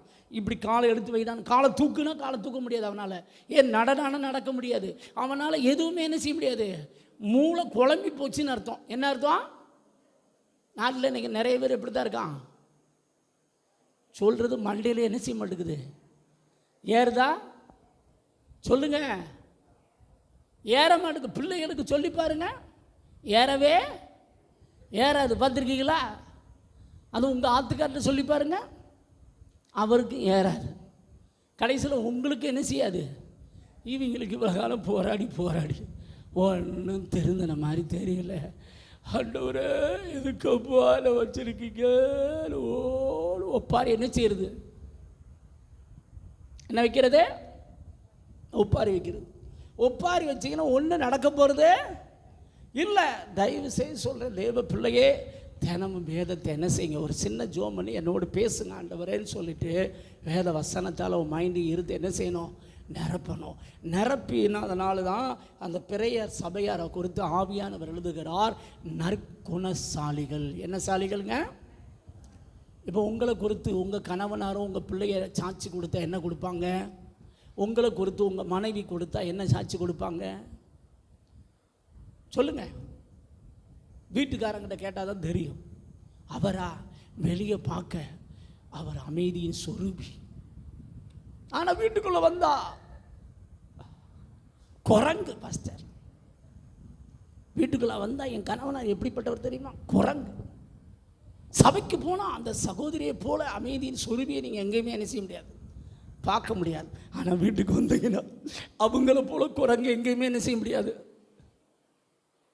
நினச்ச இடத்துக்கு தாவும். Pastor, what is the reason? என்னையா காரணம்? என்ன இல்லை, அறிவு இல்லை. சுருக்கமாக சொல்ல போனால் என்ன இல்லை, நம்ம சொல்லுவோம் பார்த்துருக்கீங்களா, டேய் கொஞ்சமாவது புத்தி இருக்குதா, கொஞ்சமாவது. பாஸ்டர் இவனுக்கு அறிவே கிடையாது பாஸ்டர். எப்படி? எங்ககிட்டே சொல்கிறாங்க, இவங்களுக்கு என்ன கிடையாதா? அப்போ அறிவு வந்தால் என்ன செஞ்சிருவேன், தீர்ந்திருவேன்னு அர்த்தம். அதான் அர்த்தம். அப்போ உங்களுக்கு என்ன இல்லை, என்ன, எதை குறித்த அறிவு? தேவனை குறித்து, தேவ வார்த்தை குறித்து என்ன இல்லை, அறிவு இருந்தால் தெரிஞ்சிரும்னு அர்த்தம். அது மாதிரி இன்னொன்று சொல்லுவாங்க பார்த்தீங்களா, நான் சொல்கிறத கொஞ்சம் கூட சிந்திக்கிறதே கிடையாது பாஸ்டர். சிந்திச்சா திருந்திடுவான். சிந்திச்சா என்ன செய்வானா? ஹலோ, சிந்திச்சா? அப்போ நீங்கள் வேதத்தை சிந்திச்சா நீங்கள் திருந்துவீங்களா, திருந்த மாட்டீங்களா? ஆனால் நீங்கள் என்ன பண்ணுறீங்க, சொந்த கதையும் சோக கதையை வேணால் சிந்திக்க சொல்லுங்கள் பாஸ்டர். நாங்கள் அதை இயேசுக்கிட்ட கூட நாங்கள் சொல்லிக்கிட்டே இருப்போம், ஆண்டவரே எதுக்கு என்னை படைத்தீர், ஆண்டவரே எதுக்கு வச்சிருக்கீங்க? இந்த மனுஷனோடு போராடி ஜீவனே போயிடும் போல தெரியுது.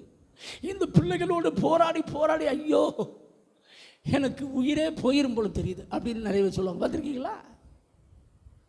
ஹலோ, ஏன் என்ன இல்லை? அறிவு, மற்ற எல்லா அறிவு இருக்குது, மற்ற எல்லா அறிவு இருக்குது. ஆனால் எதை குறித்த அறிவு இல்லை, தேவனை குறித்து, வேதத்தை குறித்து என்ன இல்லை. அதனால தான் ஆண்டவர் சொல்ல, என் ஜனங்கள் அறிவில்லாமல் சிறைப்பட்டு போகிறார்கள், என் ஜனங்கள் அறிவில்லாமல் சங்காரமாகிறார்கள், என் ஜனங்கள் அறிவில்லாமல் மிருக குணம் உள்ளவர்களானார்கள். என்ன குணம்? என்ன குணம்? நம்மளை பார்த்தா என்ன சொல்கிறாங்க, இவெல்லாம் கிறிஸ்டினாகும், இவெல்லாம் கிறிஸ்டினாகும், இவெல்லாம் சர்ச்சுக்கு பைபிளை தூக்கிட்டு போகிறானுங்க. கேள்வி கேட்குறாங்களா, கேட்கலையா? What is the reason? என்னையா காரணம்? என்ன காரணம்? தேவனுடைய வார்த்தை உங்கள் மைண்டில், உங்கள் இருதயத்தில் இருந்து பரிசுத்தவனர் அசைவான்னா மட்டும்தான். எப்படி இயேசு வெளிப்பட்டாரோ, இயேசு உங்கள் மூலமாக அவருடைய சுபாவத்தை வெளிப்படுத்துவார். அல்லேலூயா. ஆனால் தேவனுடைய வார்த்தையை உன் இருதயத்தில், உன் மைண்டில் கருத்தரிக்க வேண்டியது யாருடைய பொறுப்பு? உங்கள் பொறுப்பு. அதனால் இங்கே இருக்கிறவங்களுக்கு ஆண்டவர் எனக்கு சொல்கிறேன். முதலாவது, நிறைய பேர் வேதத்தை என்ன செய்கிறதில்ல, வாசிக்கிறதில்ல. ரெண்டாவது, வேதத்தை சிந்திக்கிறதில்லை. என்ன செய்கிறதில்ல? சொந்த கதையும் சோக கதையை மட்டும் மணிக்கணக்காக உட்காந்து என்ன செய்கிறது. சில ஆட்களை பார்த்துருக்கீங்களா, அழுதுகிட்டே இருப்பாங்க. ஏமா அழுகிற? ஒன்றும் இல்லை. ஏமா அழுகிற? ஒன்றும் இல்லை. இந்த ஒன்றும் இல்லைன்னு சொன்னாலே அங்கே என்ன இருக்குது, ஏதோ ஒன்று இருக்குதுன்னு அர்த்தம். பார்த்துருக்கீங்களா? அங்கே இருக்கும்போது அப்படியே அழுதுகிட்டே இருப்பாங்க, சபைக்கு வந்தோடனே அப்படியே சிரிப்பாங்க. பார்த்துருக்கீங்களா? குப்பையை நல்லா மைண்டில் இருத்தில் நிரப்பிட்டு இங்கே வந்துக்கிட்டு ஏசப்பா என்னை ஆசீர்வதியும், ஏசப்பா என்னை மாற்றும் அப்படின்னு என்ன ஜெபம் பண்ணாலும் ஒன்று என்ன செய்ய போகிறது இல்லை. இங்கே இருக்கிற குப்பையும் என்ன செய்யணும், வெளியே போகணும். இந்த கம்ப்யூட்டர் சிஸ்டம் பார்த்துருக்கீங்களா, அது சிஸ்டம் வந்து ஹேங் ஆகிரும். அப்போல்லாம் உடனே சொல்லுவாங்க, அதில் வைரஸ் ரொம்ப ஆயிடுச்சு சார். அப்போ என்ன செய்யணும் சார், வைரஸ் சாஃப்ட்வேர் போடுங்கம்பாங்க. என்ன சாஃப்ட்வேர் போடுங்க? சிஸ்டத்தை ஃபுல்லாக ரினியூ பண்ணுங்க அப்படிம்பாங்க. உடனே என்ன செய்வாங்க, வைரஸ் சாஃப்ட்வேர் போட்டு அந்த வைரஸ் எல்லாம் அழிச்சிருவாங்க. அழிச்சிட்டா சிஸ்டம் எப்படி இருக்கும், அப்படி கிளீனாக இருக்கும். பார்த்துருக்கீங்களா? இப்போ நமக்கு வைரஸ் சாஃப்ட்வேர் எது தான் சொல்லுங்கள்? வேத வசனம் தான். இந்த வேத வசனம் எங்கே இருக்கணும்? இங்கேயும் இங்கே என்ன செய்யணும்? இருக்குதா? சொந்த கதையும் சோக கதையும் வேணா இருக்குது. எந்த கதை இருக்குது?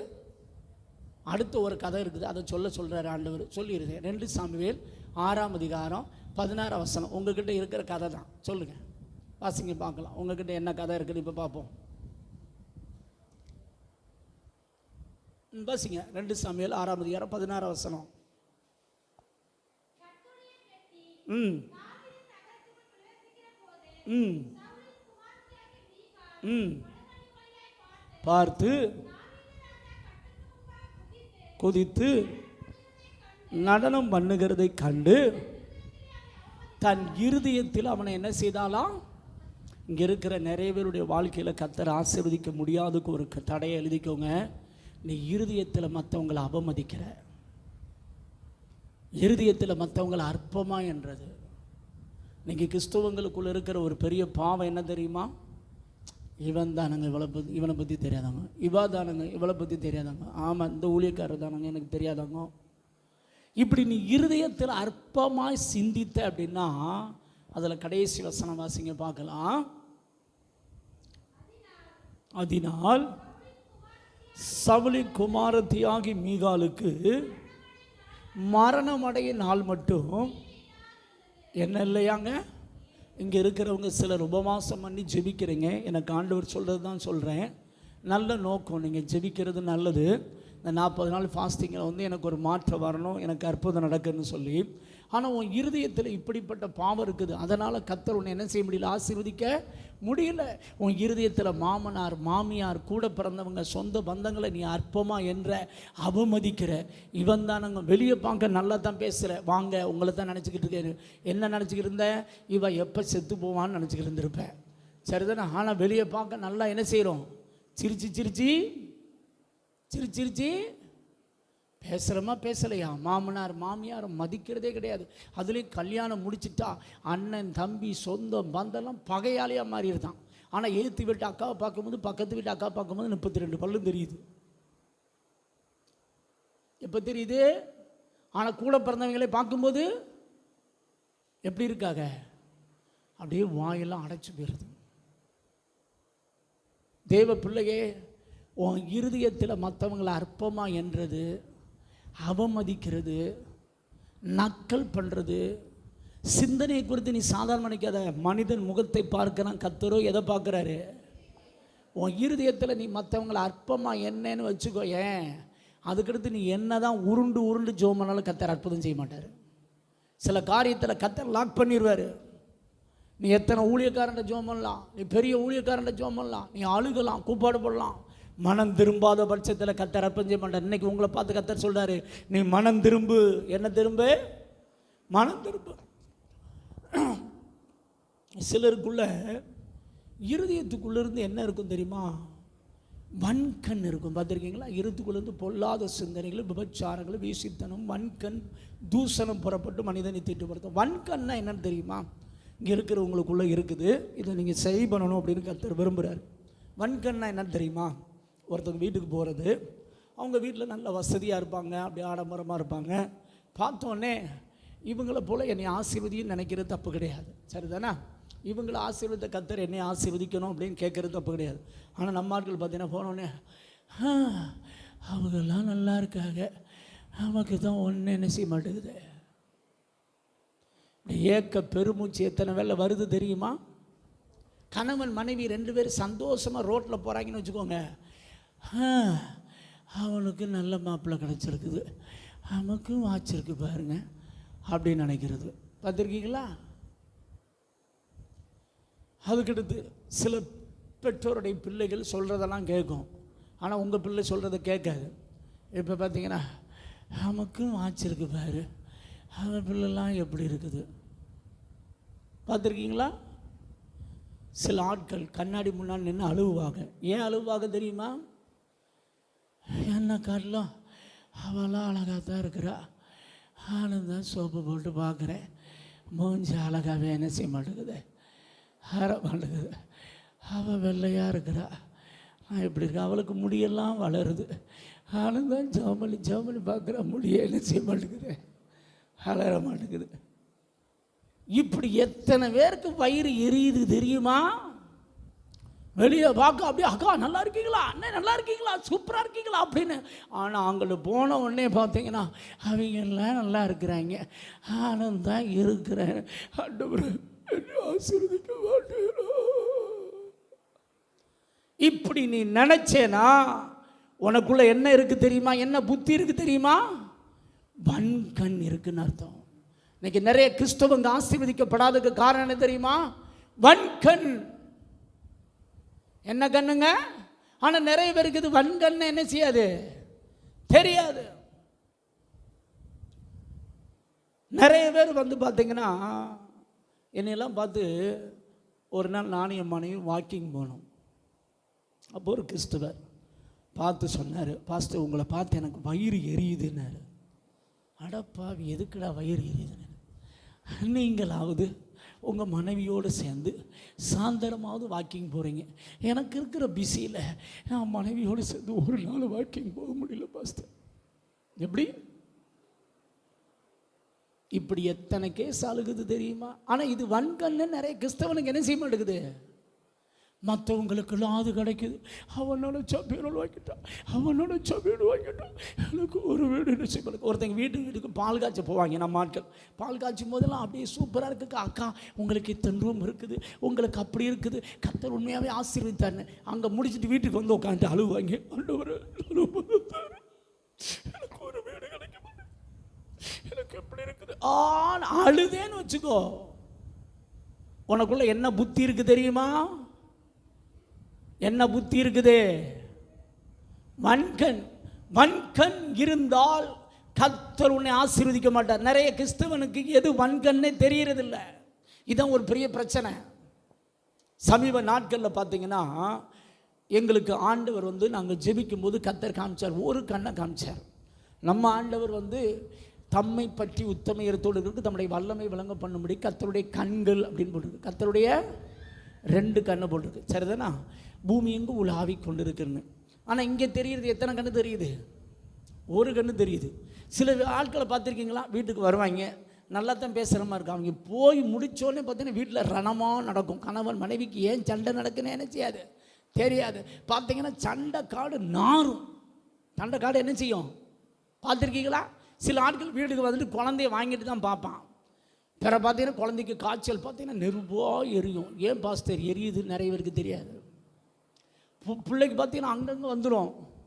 இவங்கெல்லாம் ஆஸ்பத்திரி பார்ப்பாங்க, ஒன்றும் பார்ப்பாங்க, ஒன்றும் நடக்காது. ஏன் அப்படின்னா அவனுடைய வன்கண், அவனுடைய குழந்தை அழகாக இருக்குன்னு சொல்லிட்டு போனோடனே பார்த்தீங்கன்னா அப்படி ஆயிடும். எங்களுக்கு ஆண்டவர் அந்த கண்ணை காமிச்சோடனே வீட்டில் சண்டை நடந்துச்சு. அப்போ நான் யோசித்து பார்த்தேன், ஜோம் பண்ணால் கர்த்தர் ஒரு கண்ணை காமிக்கார். எந்த ஆத்துமா வந்ததுன்னு பார்த்தேன், அந்த ஆத்மாவை காமிச்சார். இந்த ஆத்மாவுக்கு மூலமாக எங்களுக்கு விரோதமாக செயல்படுகிற வன்கண் பொறாமையின் ஆவி இயேசுவின் நாமத்தில் கடிந்து கட்டி அப்புறப்படுத்துகிறேன். ஜோமன்னு பாருங்கள், எல்லாம் ரிலீஃப் ஆயிடுச்சு. வன்கண் பொறாமை கிறிஸ்தவனை தாக்குமா? அது ஒரு கேள்வி. இப்போ ஒரு கேள்வி, தாக்கும். கிறிஸ்தவனை என்ன செய்யும்?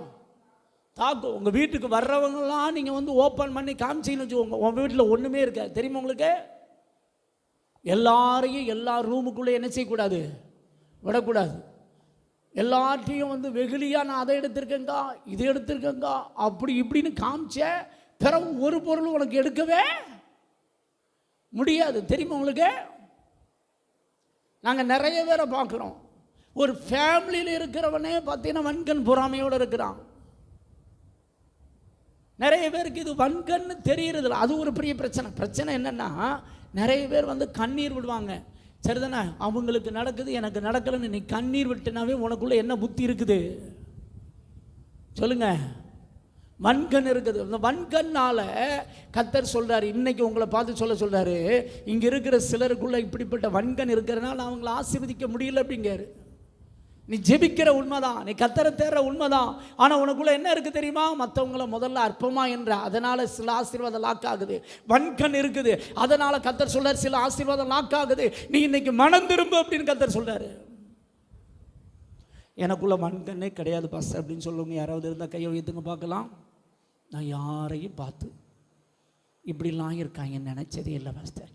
நான் போனேன்னா சாப்பிட்டேன்னா வந்துடுவேன். அப்படின்னு சொல்லி யாராவது இருக்கீங்களா? யாரையுமே சொல்ல முடியல. தேவ பிள்ளையே, இன்னைக்கு உங்களை பார்த்து ஆண்டவர் சொல்லுகிறார், மற்றவங்களை அற்பமாக என்னதுக்கு நீ ஆண்டவர்கிட்ட மன்னிப்பு கேட்கணும். உனக்குள்ள வன்கண் பொறாமை இருந்ததுக்கு நீ ஏசப்பட்ட என்ன கேட்கணும்? மன்னிப்பு. நீ மன்னிப்பு கேட்காம எத்தனை கூட்டத்துக்கு போகலாம், எத்தனை ஜெபம் பண்ணலாம், கர்த்தர் மன்னிக்கவே மாட்டார். எழுதி வச்சுக்கோ. ஃபைனல் வரைக்கும் உனக்கு அந்த ஆசீர்வாதம் லாக் ஆகிக்கிட்டே தான் இருக்கும். எழுதி வச்சுக்கோ. நீ என்ன கூப்பாடு போட்டாலும் கர்த்தர் மனம் இறங்குவார்னு நினைக்காத. நீதிமொழிகள் 28:13 வாசிங்க பார்க்கலாம். நீதிமொழிகள் 28:13.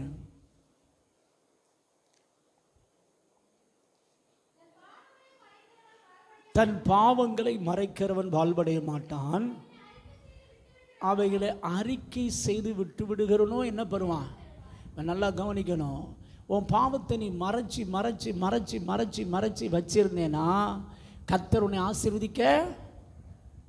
ஒருத்தங்க வீட்டு பிள்ளைங்க நல்லா இருந்ததுன்னா நம்ம அதுபோல் ஆண்டவரை என் பிள்ளைகளையும் ஆசீர்வதிங்கன்னு ஜெபிக்கிறது தப்பு கிடையாது. சரிதானா? ஒரு கிறிஸ்தவன் நல்லா இருக்கிறான், ஒருத்தங்க வீடு வாங்கி நல்லா இருக்காங்க, ஒருத்தங்க குடும்பத்துக்குள்ளே அண்டர்ஸ்டாண்ட் இருக்குது, கணவன் மனைவிக்குள்ளே அன்பாக நடக்கிறாங்க. ஆனால் எங்கள் வீட்டில் அன்பு இல்லை, என் கணவனார் லொல்லு புல்லு மனுஷன், ஆனால் அவங்க வீட்டில் கணவனார் அவங்க மனைவியெல்லாம் நேசிக்கிறாங்க. இதுபோல் என் குடும்பத்தை ஆசீர்வதின்னு ஏசப்பட்ட உரிமையோடு கேட்பது தப்பு கிடையாது. ஆனால் அதை பார்த்து வன்கண் வச்சிங்கன்னு வச்சுக்கோங்க, அழுதிங்கன்னு வச்சுக்கோங்க, அவங்களுடைய வளர்ச்சியை பார்த்து. ஆனால் இயற்கையாக சொல்கிறேன், மனுஷனுடைய நேச்சர் என்ன அப்படின்னா, நமக்குள்ளே என்ன வரும்? அழுக எனக்குள்ளே வந்திருக்குங்க. ஆனால் எனக்கு ஆண்டவர் கற்றுக் கொடுத்த பொழுது நான் சரி பண்ணிக்கொண்டேன். நான் என்ன பண்ணிக்கிட்டேன்? நம்மளை சரி பண்ணணும். அல்லேலூயா. அவங்கள போல் அவங்க உயர்த்தப்பட்டிருக்காங்க. நல்லது, சந்தோஷம். ஆண்டவர் அதுபோல் எங்களை என்ன செய்யுங்க, உயர்த்துங்கன்னு கேட்குறது தப்பு கிடையாது. ஆனால் உள்ளக்கில் போயிட்டு அழுதிங்கன்னு வச்சுக்கோங்க, அவன் நல்லா இருக்கான், அவனுக்கு அது நடக்குது, அவனுக்கு எது எடுத்தாலும் நடக்குது, எங்களுக்கு எதுவுமே என்ன செய்ய மாட்டேங்குது, நடக்க மாட்டேங்குது, எல்லாமே தோல்வி, என் பிள்ளைக்கு எங்கே போனாலும் வேலை கிடைக்க மாட்டேங்குது, இது படிப்பில் முன்னேற மாட்டேங்குது, என் கணவனார் திருந்த மாட்டேங்குது. ஆனால் அவங்களுக்கு பாருங்கள், அவங்க பிள்ளைகளை பாருங்கள், டக்கு டக்கு டக்கு டக்குன்னு உயர்ந்துக்கிட்டே இருக்கிறான் அப்படின்னு நீ நினச்சிட்டு வீட்டில் உட்காந்து அழுத, உன் வாழ்க்கையில் வன்கண் பொறாமை இருக்குன்னு அர்த்தம். இந்த வன்கண் பொறாமை இருக்கும் தண்டி இயேசுவை ஆசீர்வதிக்க. இன்னைக்கு என்ன செய்யணும்? நீ மனம் திரும்பணும். அதான் கர்த்தர் சொல்ல. மனம் திரும்பினா என்ன அர்த்தம் தெரியுமா? ஒத்துக்கொள்ளுதல்னு அர்த்தம். எழுதிக்கோங்க. மனம் திரும்பினா என்ன அர்த்தம்? நிறைய பேர் ஒரு பெரிய பிரச்சனை என்ன தெரியுமா? தவற ஒத்துக்கொள்கிற பழக்கம் கிடையாது. நிறைய பேருக்கு பிரச்சனை என்ன தெரியுமா? ஆதாம் ஏவாலிருந்து இன்னைக்கு வர்ற சுபாவம் என்ன தெரியுமா? தவற என்ன செய்யறது இல்லை. ஆதாம் ஏவாளை பாருங்களேன். ஆண்டவர் ஆதாம்கிட்ட கேட்டார், ஆதாமே ஏன்டா இப்படி இந்த பழத்தை கரைஞ்சி சாப்பிட்டேன் அப்படின்னா, நான் மெய்யாகவே சாப்பிட்டுட்டேன் ஆண்டவரை, விளக்கணக்கனையே சாப்பிட்டேன்னு ஒத்துக்கிட்டு இருந்தா ஆண்டவர் வேறொரு ரெடிம்ஸ் என்ன செஞ்சிருப்பார், வேறொரு விடுதலைக்கு வழி என்ன செஞ்சிருப்பார், ஏற்படுத்தியிருப்பார். ஆனால் அவன் என்ன சொன்னான் தெரியுமா? நீங்கள் தந்தைங்கள ஒரு பெண்ணு அவள் தான் கொடுத்தா நான் தின்னுட்டேன். எப்படி? நான் தயவுசெய்து சொல்கிறேன், உங்கள் வாழ்க்கையில் எல்லா பிரச்சனைக்கும் நான் தான் காரணம் ஆண்டவரே, என் தப்பெல்லாம் என்ன செஞ்சுருங்க, மன்னிச்சிருங்கன்னு மன்னிப்பு கேட்டேன்னு வச்சுக்கோங்க, கர்த்தர் உன்னை அடுத்த லெவலுக்கு என்ன செய்வார், கொண்டு போவார். நாங்கள் ஒரு ஜெப கூட்டம் நடத்தி கொண்டு இருந்தோம். அந்த ஜெப கூட்டத்தில் எங்களுக்கு ஆண்டவர் ஒரு காரியத்தை பேசினார். இன்றைக்கி இருக்கிற நிறைய கிறிஸ்துவங்க இயேசுக்கிட்ட ஜெபம் பண்ணுறாங்க, ஆண்டவரை விசுவாசிக்கிறேன்னு சொல்லி கர்த்தர்கிட்ட ஜெபம் பண்ணுறாங்க, ஆனால் ஒரு அற்புதமும் நடப்பதில்லை. கடன் பிரச்சனை மாறுவதில்லை, தோல்விகள் ஜெயமாக மாறுவதில்லை. ஆனால் அவங்க என்ன நினைக்காங்கன்னா, நான் ஃபாஸ்டிங் போட்டு ஜெபம் பண்ணேன், நான் கர்த்தரை தேடினேன், ஆனால் இயேசு எனக்கு ஒன்றுமே செய்ய மாட்டேங்குன்னு விசுவாசத்தை என்ன செய்கிறாங்கன்னா ஃபைனலில் விடுற லெவலுக்கு வந்துடுதாங்க. ஆனால் ஆண்டவர் சொன்னார், இவங்களுடைய பிரச்சனைக்கு காரணமே அவங்க தான்.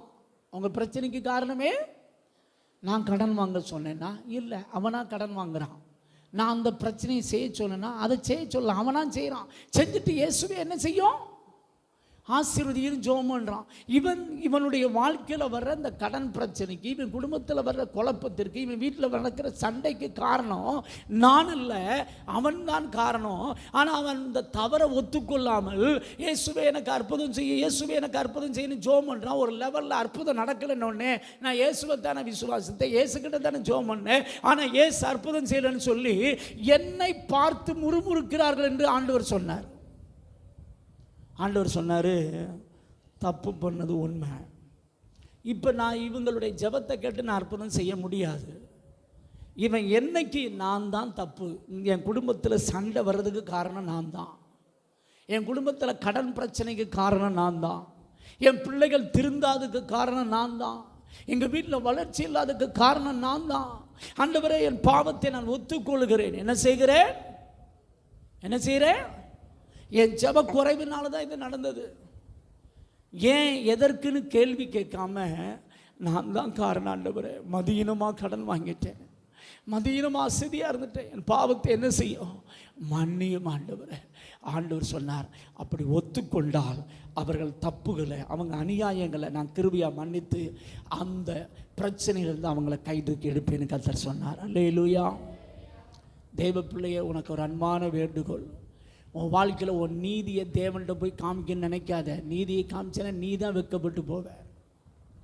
நான் ஜோம் பண்ணியிருக்கிறேனே, நான் அது பண்ணியிருக்கிறேனே, நான் ஆண்டவரை தன்னால் வருத்தனை வருஷமாக தேடுறேனே, இப்படியெல்லாம் தேவன்கிட்டலாம் சொல்ல முடியாது. உன் வீட்டில் தொடர்ச்சியாக ஒரு பிரச்சனை வருதா, ஜோம் பண்ணி கர்த்தர் அற்புதம் செய்யலையா, அப்போ ஒன்று எழுதி வச்சுக்கோ, நீ தான் அந்த பிரச்சனைக்கு காரணம். சில ஆட்களை பார்த்துருக்கீங்களா? கடை ஓப்பன் பண்ணுவாங்க. பாஸ்டர், நாங்கள் இந்த இடத்துல ஒரு கடையை ஓப்பன் பண்ணுறோம், நீங்கள் வந்து ஜோம் பண்ணுங்க அப்படின்னு. பாஸ்டர் என்ன பண்ணுவார்? விசுவாசி கூப்பிட்டா வந்து ஜோம் பண்ணி தான் ஆகணும். அதனால் ஆண்டவரே இந்த கடை வியாபாரத்தை என்ன செய்யும்? ஆசீர்வதிக்கும். ஜோம் பண்ணுவார், ஜோம் பண்ணிட்டு போயிடுவார். இவங்க வியாபாரத்தை நடத்துவாங்க, நஷ்டமாயிருவாங்க. நஷ்டம் பண்ணி உடனே அழுகிறது, ஆண்டவர் நான் விசுவாசத்தோட கடையை ஆரம்பித்தோம், ஆண்டவர் என் கடையை ஆசீர்வதிக்கலை. எங்கள் பாஸ்டர் கூட வந்து ஜோம் பண்ணார், பாஸ்டருக்கு காணிக்கையெல்லாம் கொடுத்தேனே. ஹலோ, நீ காணிக்கை கொடுக்கறதுனாலையோ ஜோம் பண்ணுறதுனாலையோ ஏசு என்ன செய்ய மாட்டார்? ஆசீர்வதிக்க மாட்டார். அது தேவ சித்தமா? கர்த்தர் உன்னை அந்த கடையை வைக்க சொன்னாரா? கர்த்தர் உன்னை வந்து இந்த காரியத்தை செய்ய சொன்னாரா? அந்த பழக்கமே நிறைய பேர் கிடையாது. இப்பயும் ஒன்றும் பிரச்சனை இல்லை. இன்னைக்கு ஆண்டவர் சொல்றாரு, வாழ்க்கையில் நிறைய தோல்வியை நீ சந்தித்து நொந்து நூலாக இருக்கிற. உண்மைதான், ஒத்துக்கோ. இந்த பிரச்சனைக்கெல்லாம் காரணம் யார் தான்? யார் தான் காரணம்?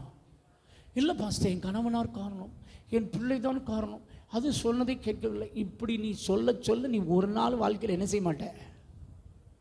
சொல்லுங்க, என்ன செய்ய மாட்டீங்க? முன்னேறவே. அன்னைக்கு ஆதாம் ஏவாள் மேலே போட்டாங்க, ஏவாள் சர்ப்பத்தின் மேலே போட்டா. எது மேலே போட்டா? ஒருத்தனாவது நான் செஞ்சது தப்புன்னு ஒத்துக்கிட்டானா? சொல்லுங்க. ஏவாளாவது மெய்தான், ஆண்டவரே நீங்கள் சாப்பிடக்கூடாதுன்னு சொன்னீங்க, நான் சாப்பிட்டுட்டேன், என் தப்பை என்ன செஞ்சுருங்க, மன்னிச்சிருங்க. கேட்கலாமா? கேட்கக்கூடாதா? ஆனால் நம்ம மக்கள் கேட்டானா? எத்தனை பேர் கேட்க போகிறீங்க? அவங்களாம் கையை வைத்துங்க பார்க்கலாம். நான் ஏசப்பாட இந்த தப்பை ஒத்துக்கிட்டு மன்னிப்பு கேட்க போகிறேன் அப்படின்னு சொல்கிறவங்க. ஏசு கிறிஸ்து உங்கள் கையை பார்க்குறாருங்க, சாத்தானும் பார்க்குறான். எழுதி வச்சுக்கோங்க, 2 பேர் பார்க்குறாங்க. நீ ஒழுங்காக கையை உயர்த்தினா ஏசு இறங்கி வந்து உனக்கு ஹெல்ப் பண்ணுவார். நீ கையை உயர்த்தலைன்னா சாத்தானு கொண்டாட்டம். இன்னும் நம்ம பிள்ளையாக தான் இருக்குது, நம்ம இஷ்டத்துக்கு என்ன செய்யலாம், இதை வளைச்சிக்கலான்னு சந்தோஷப்படுவான். என்ன செய்ய போகிறீங்களோ அதை செஞ்சுக்கோங்க. ஓகே சார், இதெல்லாம் நீங்கள் சரி பண்ணுங்க. மற்றவங்களை அற்பமாக என்றதை மன்னிப்பு கேளுங்க. அடுத்து வன்கண் போகாமல் என்ன செய்யாதீங்க, தயவு செய்து வச்சுக்கிடாதீங்க. அடுத்து ஒத்துக்கொள்ளுங்கள், மனம் திரும்பு. என்ன செய்ய? மனம் திரும்பு. அடுத்து ஆண்டவர் சொன்ன காரியம் வாசிங்க பார்க்கலாம். உபாகமம் 23ஆம் அதிகாரம் 2-3. உபாகமம் 23ஆம் அதிகாரம் 14ஆம் வசனத்தை வாசிங்க பார்க்கலாம். உன்னை ரட்சிப்பதற்கும் உன் சத்துருக்களை உனக்கு ஒப்பு கொடுக்கவும் உன் பாளையத்திற்குள்ளே உலாவிக் கொண்டிருக்கிறார். ஆகையால் உன்னிடத்தில் அசூசியான காரியத்தை கண்டு உன்னை விட்டு போகாதபடிக்கு உன் பாளையம் எப்படி இருக்கணுமா? இப்போ ஆண்டவர் உங்களுக்கு சொன்ன ஆலோசனைனா 10ஆம் வசனத்திலிருந்து வாசிங்க பார்க்கலாம். 11ஆம் வசனத்திலிருந்து வாசிங்க.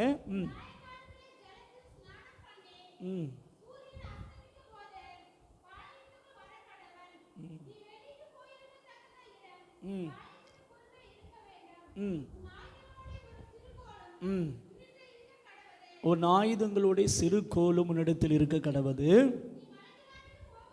நீ மலா ஜதிக்கும் போது ஒன்றில் அதனால் மண்ணை தோண்டி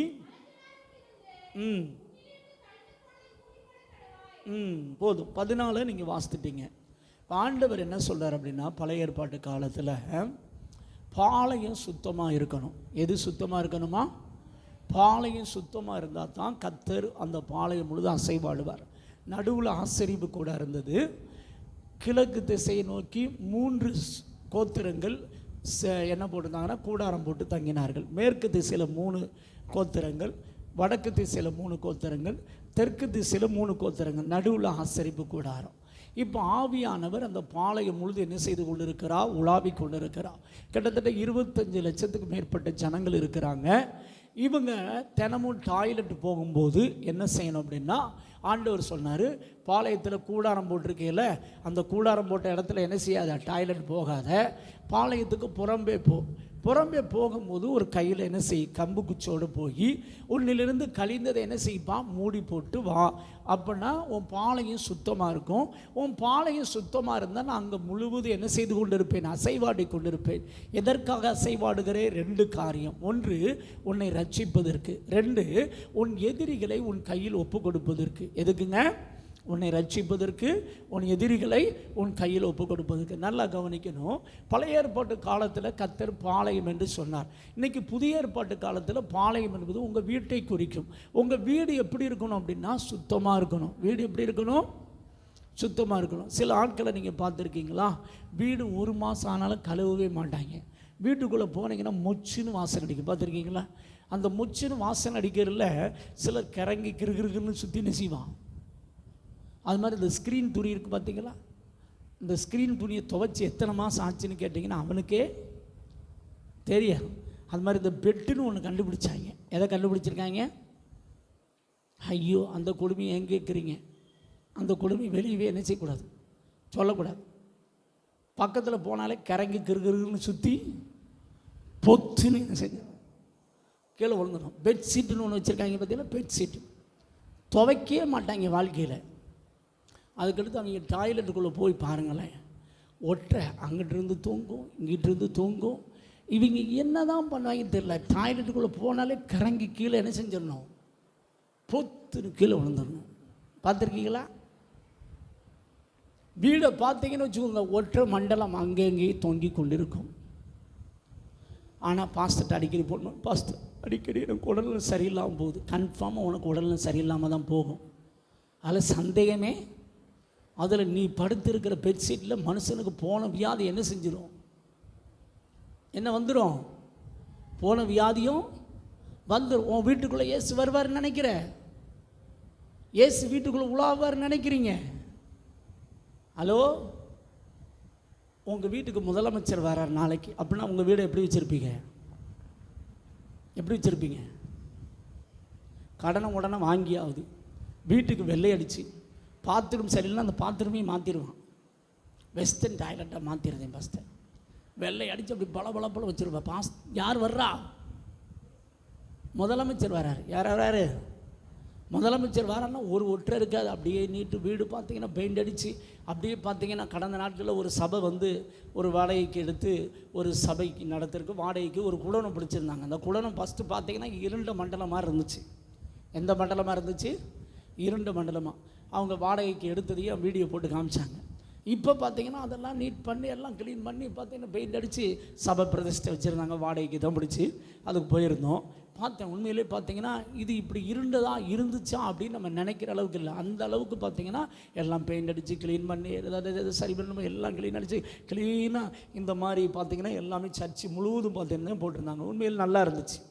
நான் யோசித்து பார்த்தேன், நம்முடைய வீடு எப்படி இருக்குது? நம்ம வீட்டில் ஏன் வியாதி? ஏன் உங்கள் தொழிலை கர்த்தர் ஆசீர்வதிக்க முடியல? உங்கள் எதிராளியை கர்த்தர் உங்கள் கையில் ஒப்பு கொடுக்க முடியலன்னா உங்கள் பாலம் எப்படி இல்லை? பாலம் எப்படி இல்லை? அதுக்காக ரொம்ப ஆடம்பரமாக இருக்கணும் அப்படின்னு கர்த்தர் எதிர்பார்க்காருன்னு நான் சொல்ல வரல. கூழானாலும் குடித்து குடி, கந்தையானாலும் இருக்கிறத சுத்தமாக இருந்தால் போதும். சரிதானே? அதைத்தான் ஆண்டவர் விரும்புகிறார். ஆனால் நம்ம அப்படி இருக்கோமா? நிறைய வீடுகளில் திருமண தடை, நிறைய வீடுகளில் தொழிலை கர்த்தர் ஆசீர்வதிக்க முடியல, வருமானத்தை கர்த்தர் ஆசீர்வதிக்க முடியல, அடிக்கடி வியாதி. காரணம் என்ன தெரியுமா? வீடை நம்ம ஆட்கள் என்ன செய்கிறது இல்லை, சுத்தமே எத்தனை பேர் மாதத்துக்கு 2 தடமாவது நான் வீட்டை கழுவி விடுகிறேன் அப்படின்னு சொல்லவும் கை வைத்துக்க பார்க்கலாம். மாதத்துக்கு எத்தனை முறை? 2 முறையாவது. அதுக்கு மேலே கழுவி விட்டுருந்தாலும் கையை தூக்கலாம், ஒன்றும் பிரச்சனை இல்லை. நான் டெய்லி கூட கழுவி விடுறேன், சுத்தம், ரொம்ப சந்தோஷம். நீங்கள் ரொம்ப சுத்தமாக இருக்கிறீங்க, கர்த்தர் உங்களை என்ன செய்வாராக? ஆசீர்வதிப்பாராங்கன்னு சொல்கிறேன். சரிதானே? அதனால் குறைந்தபட்சம் மாதத்துக்கு 2 முறையாவது வீடை ஒன்று மாப்பு போட்டு க்ளீன் பண்ணணும், இல்லைன்னா என்ன செய்யணும்? கழுவியாவது நான் விடுவேன் அப்படின்னு சொல்லணும். கை வைத்துங்க பார்க்கலாம். பரவாயில்ல, மெஜாரிட்டி கொஞ்சம் பரவாயில்லாமல் இருக்குது. மற்ற காரியங்களும் ஆளை காணும், கையவும் காணும், உன்னையும் காணும். சரிதுண்ணா, தயவு செய்து சொல்கிறேன், எனக்கு ஆண்டவர் சொல்கிறேன், உன் வீட்டை சுத்தப்படுத்து. உன் வீட்டுக்குள்ளே கர்த்தர் உலாவி ஜெப ஆவி நான் நிரப்புவார். தேவ பிரசனம் நிரம்பும். உன் குடும்பத்துக்குள்ளே மாற்றம் வர்றதை நீ பார்ப்ப. உன் கைகளின் பிரயாசத்தை கர்த்தர் ஆசீர்வதிக்க பார்ப்ப. நீ வீட்டை சுத்தப்படுத்தாமல் அவன் மனம் திரும்பணும், இவன் மனம் திரும்பணும், நீ என்ன பண்ணாலும் என்ன நடக்காது? ஒரு மாற்றம் வராது. சரிதானா? இதுதான் பாளையம். அது மாதிரி சில ஆட்கள் குழந்தை பிறந்துருச்சுன்னா, நம்ம ஆட்கள் பார்த்திங்கன்னா தான் குழந்தைன்னா அவங்களுக்கு காக்காவுக்கு பொன் வண்டும் கங்குஞ்சும் பொன் வண்டுன்னு சொல்லுவாங்க பார்த்திங்களா? அது மாதிரி நிறைய பேருக்கு நினப்பு. அதனால் பார்த்திங்கன்னா தான் குழந்தை எங்கனுக்குள்ளே கக்கா போனாலும் கண்டுக்கிடவே மாட்டாங்க. என்ன செய்ய மாட்டாங்க? அது கக்கா போனதை கண்டுக்கிடவே மாட்டாங்க. ஆனால் மற்ற பிள்ளை போயிடுச்சுன்னா நம்ம ஆட்களுக்கு வர்ற டென்ஷன் பார்த்திங்கன்னா உச்சிக்கு ஏறும், கிச்சு கிச்சு கிச்சு கிச்சு கிச்சுன்னு ஏறும். பார்த்துருக்கீங்களா? தயவு செய்து சொல்கிறேன், உன் வீடாக இருந்தாலும் உன் பிள்ளை எங்கே போகணுமோ அங்கே தான் போகணும். நினச்ச இடத்துல கக்கா என்ன செய்யக்கூடாது. புரியுதா? நம்ம ஆட்கள் வீட்டுக்குள்ளே நீ இருடா ராஜா, நீ எங்களாச்சும் என்ன செய்ய, என் பேரன் தானே, என் பேத்தி தானே, எங்களாச்சும் என்ன செய்யலாமா? இருக்கலாமா? இந்த ஆத்துமாக்களை வச்சு என்ன செய்கிறதுன்னு நினைக்கிறீங்க? இப்படிலாம் நீங்கள் விட்டீங்க அப்படின்னா உங்கள் வீட்டுக்குள்ளே தேவ பிரசனம் இருக்கவே இருக்காது. அது மாதிரி வீட்டில் சினிமா பாட்டு போடுறது, தேவையில்லாத காரியங்களை டிவியில் போட்டு பார்ப்பது, இதெல்லாம் இருந்துச்சுன்னா உங்கள் வீட்டுக்குள்ளே தேவனுடைய பிரசன்னத்தை நீங்கள் உணர. உங்கள் வீட்டுக்குள்ளே ஒற்றை இருந்தால் தயவு செய்து சொல்கிறேன், ஒற்றை எடுத்துருங்க. இன்றைக்கி இப்போ இந்த செய்தி முடிச்சுட்டு வீட்டுக்கு போக போகிறீங்க, உங்கள் வீட்டில் போய் ஒற்றையெல்லாம் எடுத்துகிட்டு சாயந்தரம் வரணும். அல்லேலூயா. உங்கள் வீட்டை நீங்கள் கழுவி விட்டு வரணும். நீங்கள் அதை செஞ்சு பாருங்களேன், உங்கள் வீட்டுக்குள்ளே மாற்றம் வர்றதை பார்ப்பீங்க. உன் திருமண தடை மாறுறதை பார்ப்பேன். உங்கள் தொழிலை கர்த்தர் ஆசீர்வதிக்கிறத பார்ப்பீங்க. உங்கள் குடும்பம் ரட்சிக்கப்படுறதை பார்ப்பீங்க. அல்லேலூயா. உன் பாளையத்துக்குள்ளே கர்த்தர் உலாவி கொண்டு இருக்கிறார். இது புறம்பான பாளையம். உள்ளான பாளையம் ஒன்று இருக்குது, தெரியுமா உங்களுக்கு? அது என்னது? நம்முடைய இருதயம். இந்த பாளையம் எப்படி இருக்கணும் சொல்லுங்கள்? இங்கேயும் குண்டக்க மண்டக்க எண்ணெய் இருக்கக்கூடாது. என்ன இருக்கக்கூடாது?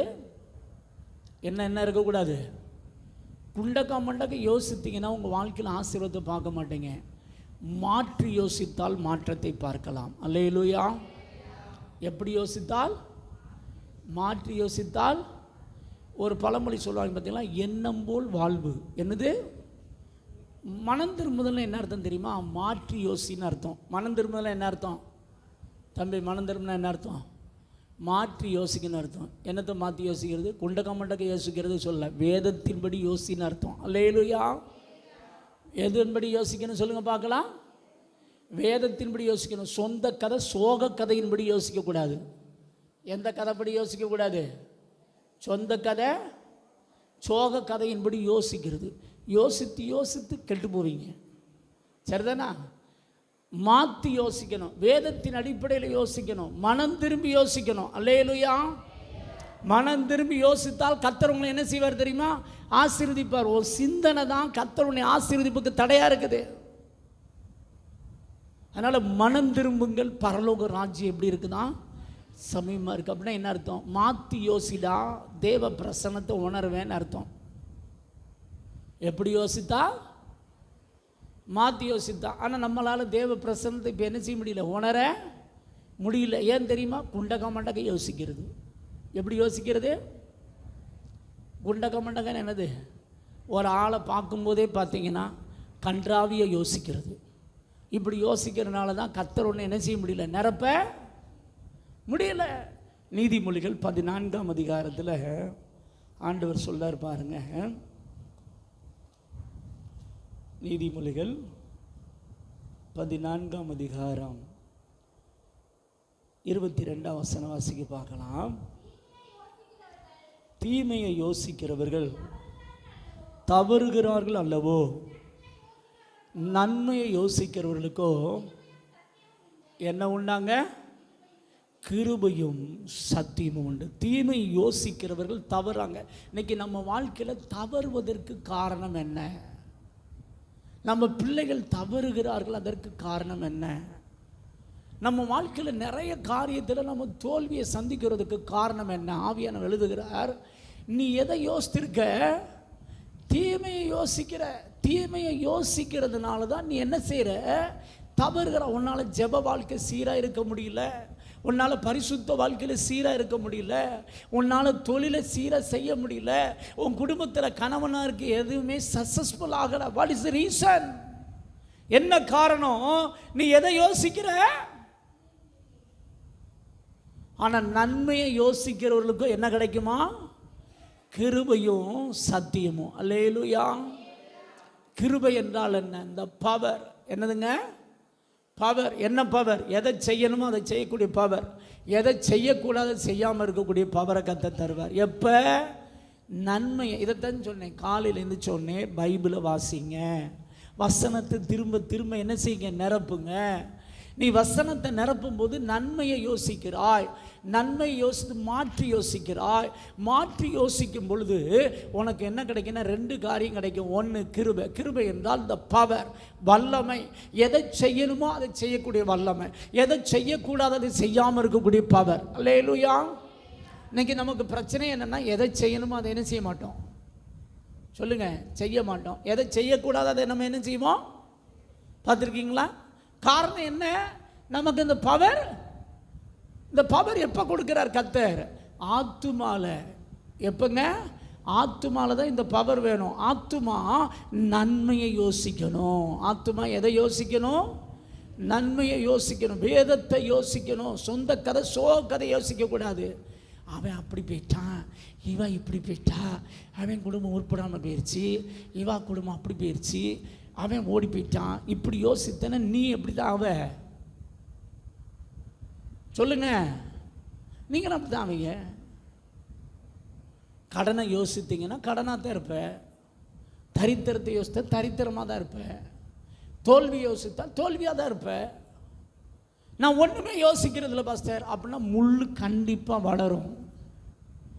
நான் ஒன்றுமே என்ன செய்கிறதில்ல, 3 வேளையும் சட்டி பானை கழுவுறதும் சமையல் செய்கிறதும் தான் எனக்கு வேலை, வேறு ஒன்றுமே. சரிதானே? என் பிள்ளை என்ன பண்ணுதோ, யாத்துக்காரர் என்ன பண்ணுறோ, நான் இல்லைன்னா என் குடும்பம் நடு ரோட்டில் நிற்கும். நீ இல்லைன்னா உன் குடும்பம் நல்ல ஹோட்டல் கடையில் போய் சாப்பிடும். தெரியுமா உனக்கு? நிறைய பேருக்கு நினப்பு பொழப்ப கெடுக்குது. நான் இல்லைன்னா என் பிள்ளை சாப்பிடாம கிடக்குமே. ஹலோ, நீ இல்லைன்னா நல்லா சாப்பிடுவான். நிறைய தாய்க்குளங்களுக்கு நினப்பு பொழப்ப கெடுத்துச்சான். நான் இல்லைன்னா என் குழந்தை சாப்பிடவே மாட்டேன், நான் இல்லைன்னா பிள்ளை சாப்பிடாது, நான் இல்லைன்னா என் குடும்பத்தில் ஒன்றுமே நடக்க. நீ இல்லைன்னா நல்லாவே நடக்கும். அதனால் இந்த எண்ணத்தெல்லாம் விட்டுருங்க. இந்த குண்டக்க யோசிக்கலாம் சிந்திக்கிறது நிப்பாட்டிட்டு வேதத்தை என்ன செய்ய? நிரப்பு. அல்லேலூயா. எதை யோசிக்கணும்? வேதத்தை யோசிக்கணும். யோசித்தா முதல்ல கிருபை கிடைக்கும். 2வது என்ன கிடைக்கும் தெரியுமா? சத்தியம். சத்தியம் என்ன? சத்தியத்தின் அறிவில் சத்தியம் உங்களை, சத்தியம் உள்ளக்களை போக போக ஆவியான உன்னை என்ன செஞ்சிருவார் தெரியுமா? ரிலீஸ் பண்ணிடுவார். எல்லா காரியத்தின் மூலம் உனக்கு என்ன கிடைக்கும் தெரியுமா? ஜெயம் கிடைக்கும். அதனால் இங்கே இருக்கிறவங்கள பார்த்து ஆண்டவர் சொல்கிற வார்த்தை என்னென்னா, தேவ பிள்ளைக, உன் பாளையம் எப்படி இருக்கணும்? உன் எண்ணங்கள் எப்படி இருக்கணும்? சொல்லுங்கள், எப்படி இருக்கணும்? சுத்தமாக இருக்கணும். சரிதானே? சுத்தமாக இருக்குதா? இப்போ இன்றைக்கி காலையிலேருந்து உங்களை பார்த்து ஒரு கேள்வி கேட்குறேன். காலையில் 10 மணிக்கு இங்கே பாஸ்டிங் ப்ரேயர் வந்திருக்கீங்க, ரொம்ப சந்தோஷம். காலையில் எந்திரிச்சு சிலர் ஜெபம் பண்ணியிருப்பீங்க, ரொம்ப சந்தோஷம். எத்தனை பேர் வேதத்தை மைண்டில் இருத்தில் நிரப்பிட்டு வந்தீங்க? நிரப்புற அனுபவம் இருக்குதா? பைபிளே வாசிக்காமல் வந்திருப்பீங்க, அது ரொம்ப மோசம். சிலர் பைபிள் வாசித்திருப்பீங்க, ரொம்ப சந்தோஷம். ஆனால் வாசிக்கிற அனுபவத்தோடு நிற்காதீங்க. வசனத்தை என்ன செய்யணும்? சிந்திக்கணும். என்ன செய்யணுங்க? சிந்தித்து உங்கள் மைண்டை உங்கள் இருத்தை நிரப்பிட்டு வந்து நீங்கள் ஜெபம் பண்ணி பாருங்களேன். தேவனுடைய அபிஷேகம் என்ன செய்ய தெரியுமா? பலமாக இறங்கும். உங்கள் வாழ்க்கையில் தேவன் விரும்புகிற மறுரூபம் உண்டாகும். இதில் நீங்கள் மனம் திரும்பணும் கர்த்தர் விரும்புகிறார். ஆண்டவர் எனக்கு சொல்லணும்னு நிறையா வந்தேன். ஆண்டவர் இதோடு போது உங்களுக்கு ஜெபம் பண்ணி அனுப்புன்னு சொல்கிறதுனால இப்போ நம்ம ஜெபிக்க போகிறோம். சரிதானா? எல்லாரும் எழுந்து நிற்கலாமா? ஒரு காரியத்தை ஆண்டவர் சொல்லார். அது ஒரு நிமிஷம் உட்காருங்க, அதை சொல்லி நம்ம முடிப்போம். மார்க் எழுதின சுவிசேஷம் 11ஆம் அதிகாரம் 25ஆம் வசனம் 26ஆம் வசனம் வாசிங்க பார்க்கலாம். நீங்கள் நின்று ஜெபம் பண்ணும்போது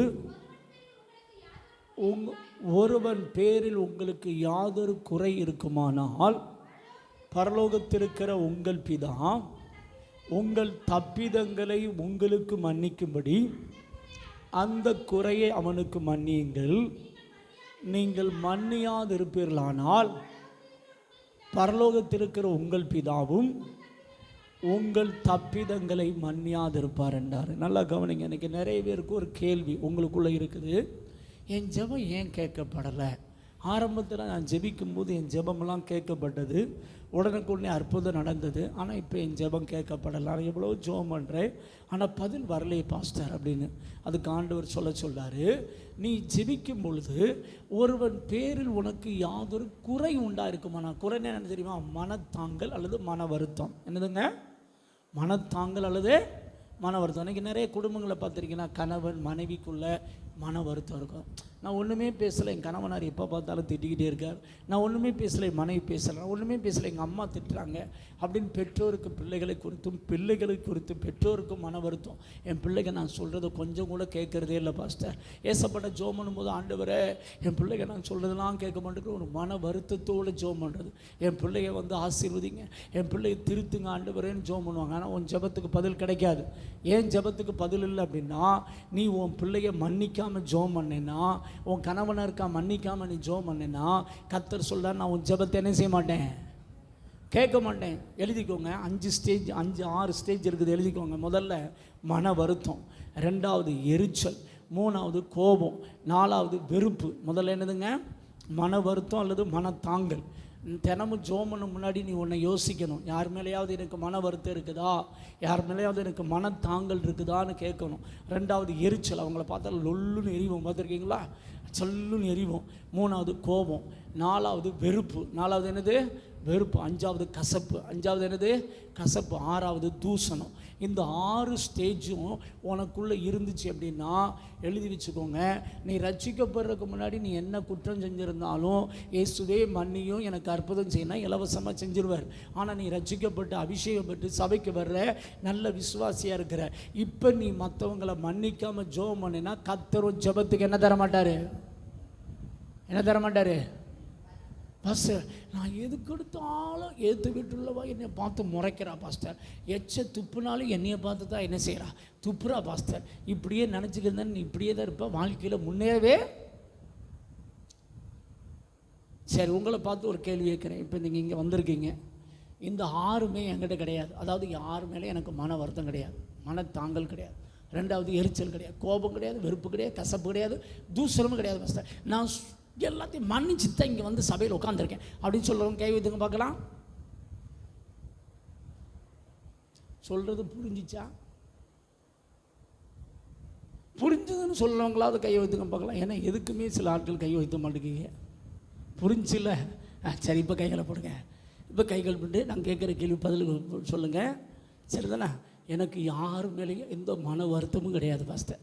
நான் மன்னிக்க போய் தான் என் கணவனாக இருக்க தட்டு எடுத்து வைக்கிறேன், சாப்பாடு எடுத்து வைக்கிறேன் எல்லாம். ஹலோ, நீ மன்னிச்சதுனால வைக்கலை, என்ன பண்ணுறது? கல்யாணம் முடிச்சாச்சு, குழந்தைய பெற்றாச்சு, வாழ்ந்து தாண்டா. எப்படி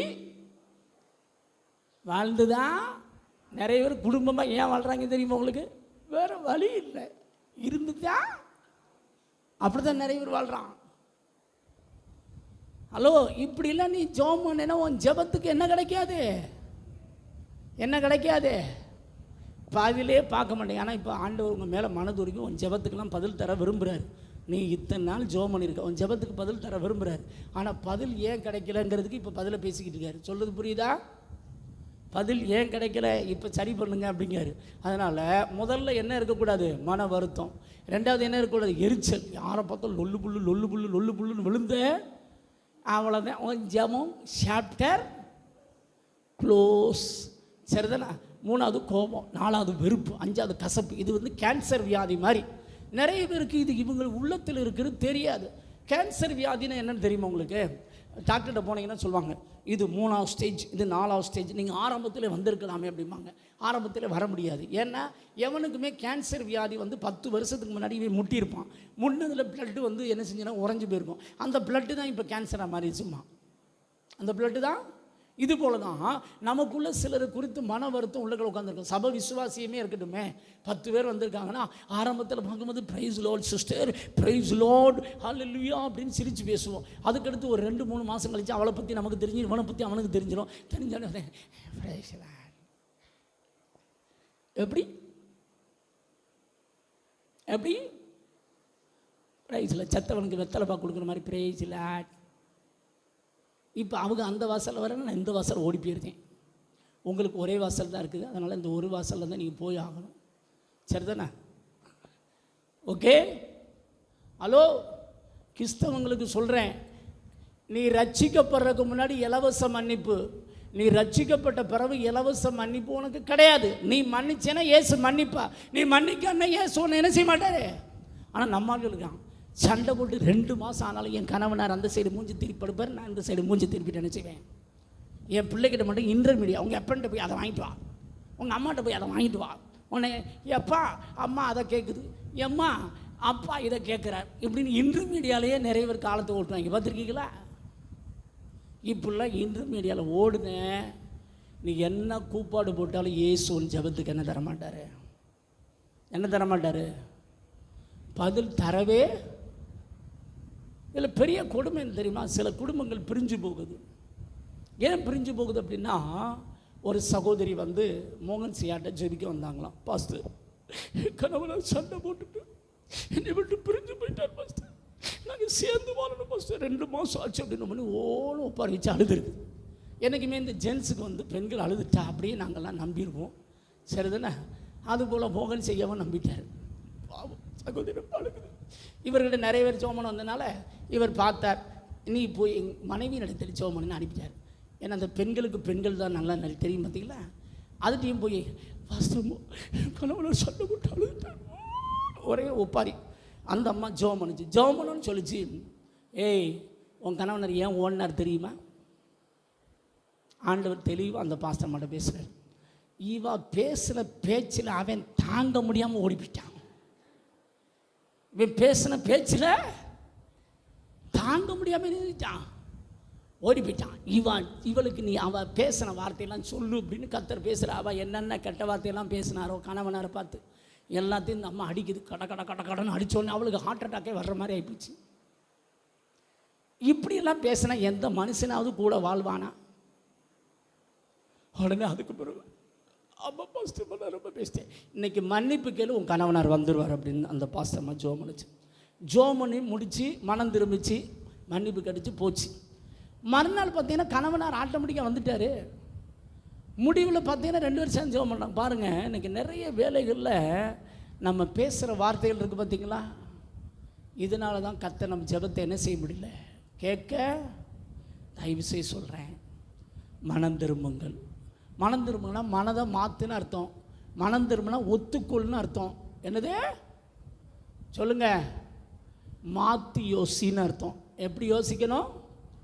நான் ஒன்றுமே யோசிக்கிறதில்ல பாஸ்டர், நான் அப்படியே உட்காந்துருப்பேன், மங்குனி மாதிரியே உட்காந்துருப்பேன். நீங்கள் கடைசி வரைக்கும் எப்படி தான் உட்காந்துருப்பேன்? எப்படி தான் இருப்பேன்? மங்குனியாவது தான் இருப்பேன். 10 வருஷம் வந்தாலும் பாய் தேயத்தான் செய்யுமே ஒழிய ஒன்றும் நடக்க போகிறதில்ல. எப்படி நடக்க போகிறதில்ல? ஒன்றும் நடக்க போகிறதில்ல. ஓகே, அதனால் மன்னிக்க சொல்கிறார். முதல்ல எத்தனை பேர் மன்னிக்கிறதுக்கு இப்போ ரெடியாக இருக்கீங்க? அவங்களாம் கை வைத்துங்க பார்க்கலாம். மன்னிச்சிருக்கீங்களா?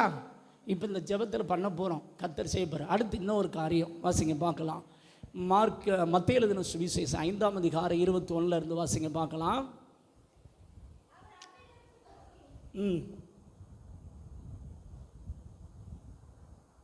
அவிட மட்டும் போதா? தானே பார்த்தேன். படிங்க. கொலை செய்யாதிருப்பாயாக என்பதும் கொலை செய்கிறவன் நியாய தீர்ப்புக்கு ஏதுவாக இருப்பான் என்பதும் பூர்வத்தாருக்கு உரைக்கப்பட்டது என்று கேள்விப்பட்டிருக்கிறீர்கள். நான் உங்களுக்கு சொல்லுகிறேன், தன் சகோதரனை நியாயமில்லாமல் தொட்டான் சினிங்கி. என்ன சினிங்கி? எதுக்கு இருந்தாலும் என் கூட பேசாத, என் மூஞ்சிலேயே முழிக்காத, நான் உன் கூட என்ன செய்ய மாட்டேன், பேச மாட்டேன். இப்படி நிறைய ஆத்துமாக்கள் இருக்குது, பார்த்துருக்கீங்களா? பழைய ஏற்பாட்டு காலத்தில் கத்தி எடுத்து குத்தினா தான் கொலை. புதிய ஏற்பாட்டு காலத்தில் நீ பேச மாட்டேன் அப்படின்னு சொன்னேன்னே நீ கொலைகாரன்னு அர்த்தம். நீ யாரு? கொலைகாரன் ஜெபத்தை இயேசு கேட்பாரா? ஹலோ, கொலைகாரன் ஜெபத்தை இயேசு கேட்பாரா? நீ நான் பேசி 6 மாதம் ஆச்சு பாஸ்டர் அந்த ஆத்மாவோடு. நான் பேசி எங்கள் அம்மாக்கிட்டே நான் பேச மாட்டேன், எங்கள் மாமியார்கிட்ட பேச மாட்டேன், எங்கள் மாமனார்கிட்ட பேச மாட்டேன், என் கூட பிறந்த தம்பி கூட பேச மாட்டேன், அவங்க கூட பேச மாட்டேன், இவங்க கூட பேச மாட்டேன். இப்படி லிஸ்ட்டு பார்த்தீங்கன்னா அப்படி பட்டியல் போட்டு போய்கிட்டே இருக்கும். சரி, இங்கே இருக்கிறவங்களை பார்த்து கேட்குறேன், நான் எல்லாருக்கிட்டையும் பேசுகிறேன் பாஸ்டர், எல்லாருக்கிட்டையும் நான் பேசுகிறேன், யாருக்கிட்டையும் நான் பேசாமே இல்லை அப்படின்னு சொல்லி யாராவது இருந்தால் கை வைத்துங்க பார்க்கலாம். 1-2 ஆத்துமாக்கள் எங்களுடைய ஆத்ம திருப்திக்காக கிடைக்கிறது. சரிதானே? ரைட்டு. மற்ற லிஸ்ட்லாம் என்ன செய்ய மாட்டேங்குது, கதைக்கே வர மாட்டேங்குது. தயவு செய்ய சொல்கிறேன், இப்படியெல்லாம் உட்காந்துருந்தீங்க, நீ எத்தனை வருஷம் லட்சம் சபைக்கு வரலாம், எவ்வளோ லட்சம் உருண்டு ஜோமல்லாம், தலைகீழ கூட உருளலாம், ஒன்றும் நடக்க போகிறதில்ல. இயேசு கிறிஸ்து அற்புதம்லாம் என்ன செய்ய மாட்டார், செய்ய மாட்டார். அற்புதம் நடக்கணும் அப்படின்னா மனம் திரும்பணும். அல்லேலூயா. ஆமாம், வாசிங்க பார்க்கலாம். நியாயம் இல்லாமல் கோபித்துக் கொள்கிறவன் நியாய தீர்ப்புனா இவனை பரலோகம் அனுப்புவோமா இல்லை நரகத்துக்கு அனுப்புவோமான்னு ஜட்ஜ்மெண்ட்டு. அடுத்து தன் சகோதரன் வீணன். இதெல்லாம் தேராது பாஸ்டர், இது ஒன்றுக்கு உருப்படாது, இதுக்கு ஒன்று என்ன செய்யாது, உருப்படாது அப்படின்னு சொல்கிறவன் வேற ஒன்றும் இல்லை, இவனை நரகத்துக்கு அனுப்புவோமா பரலோகம் அனுப்புவோமான்னு ஜட்ஜ்மெண்ட்டு. அடுத்து லூஸுன்னு சொல்கிறவன். எப்படி? நம்ம ஆட்கள் வாயை திறந்தாலும் என்ன வரும் தெரியுமா? லூசு பயப்புள்ள. அது ஒரு 3/4 லூசு, இது ஒரு 1/2 லூசு, அது ஒரு 1/4 லூசு. நில்லடி, ஃபோன் எடுத்தாலே என்னடி லூசு சொல்லு. வாயை திறந்தாலே என்னதான் வருது? லூசு. அறிவு கட்டவன், சனியனே. எப்படி? சனியனே. இப்படிலாம் பேசுனா வாசிங்க. மூடன் எதுக்கு ஏதுவாக இருப்பானா? நரகம் கன்ஃபார்ம். என்னது கன்ஃபார்ம்? சரி, இங்கே இருக்கிறவங்க பார்த்து சொல்கிறேன்.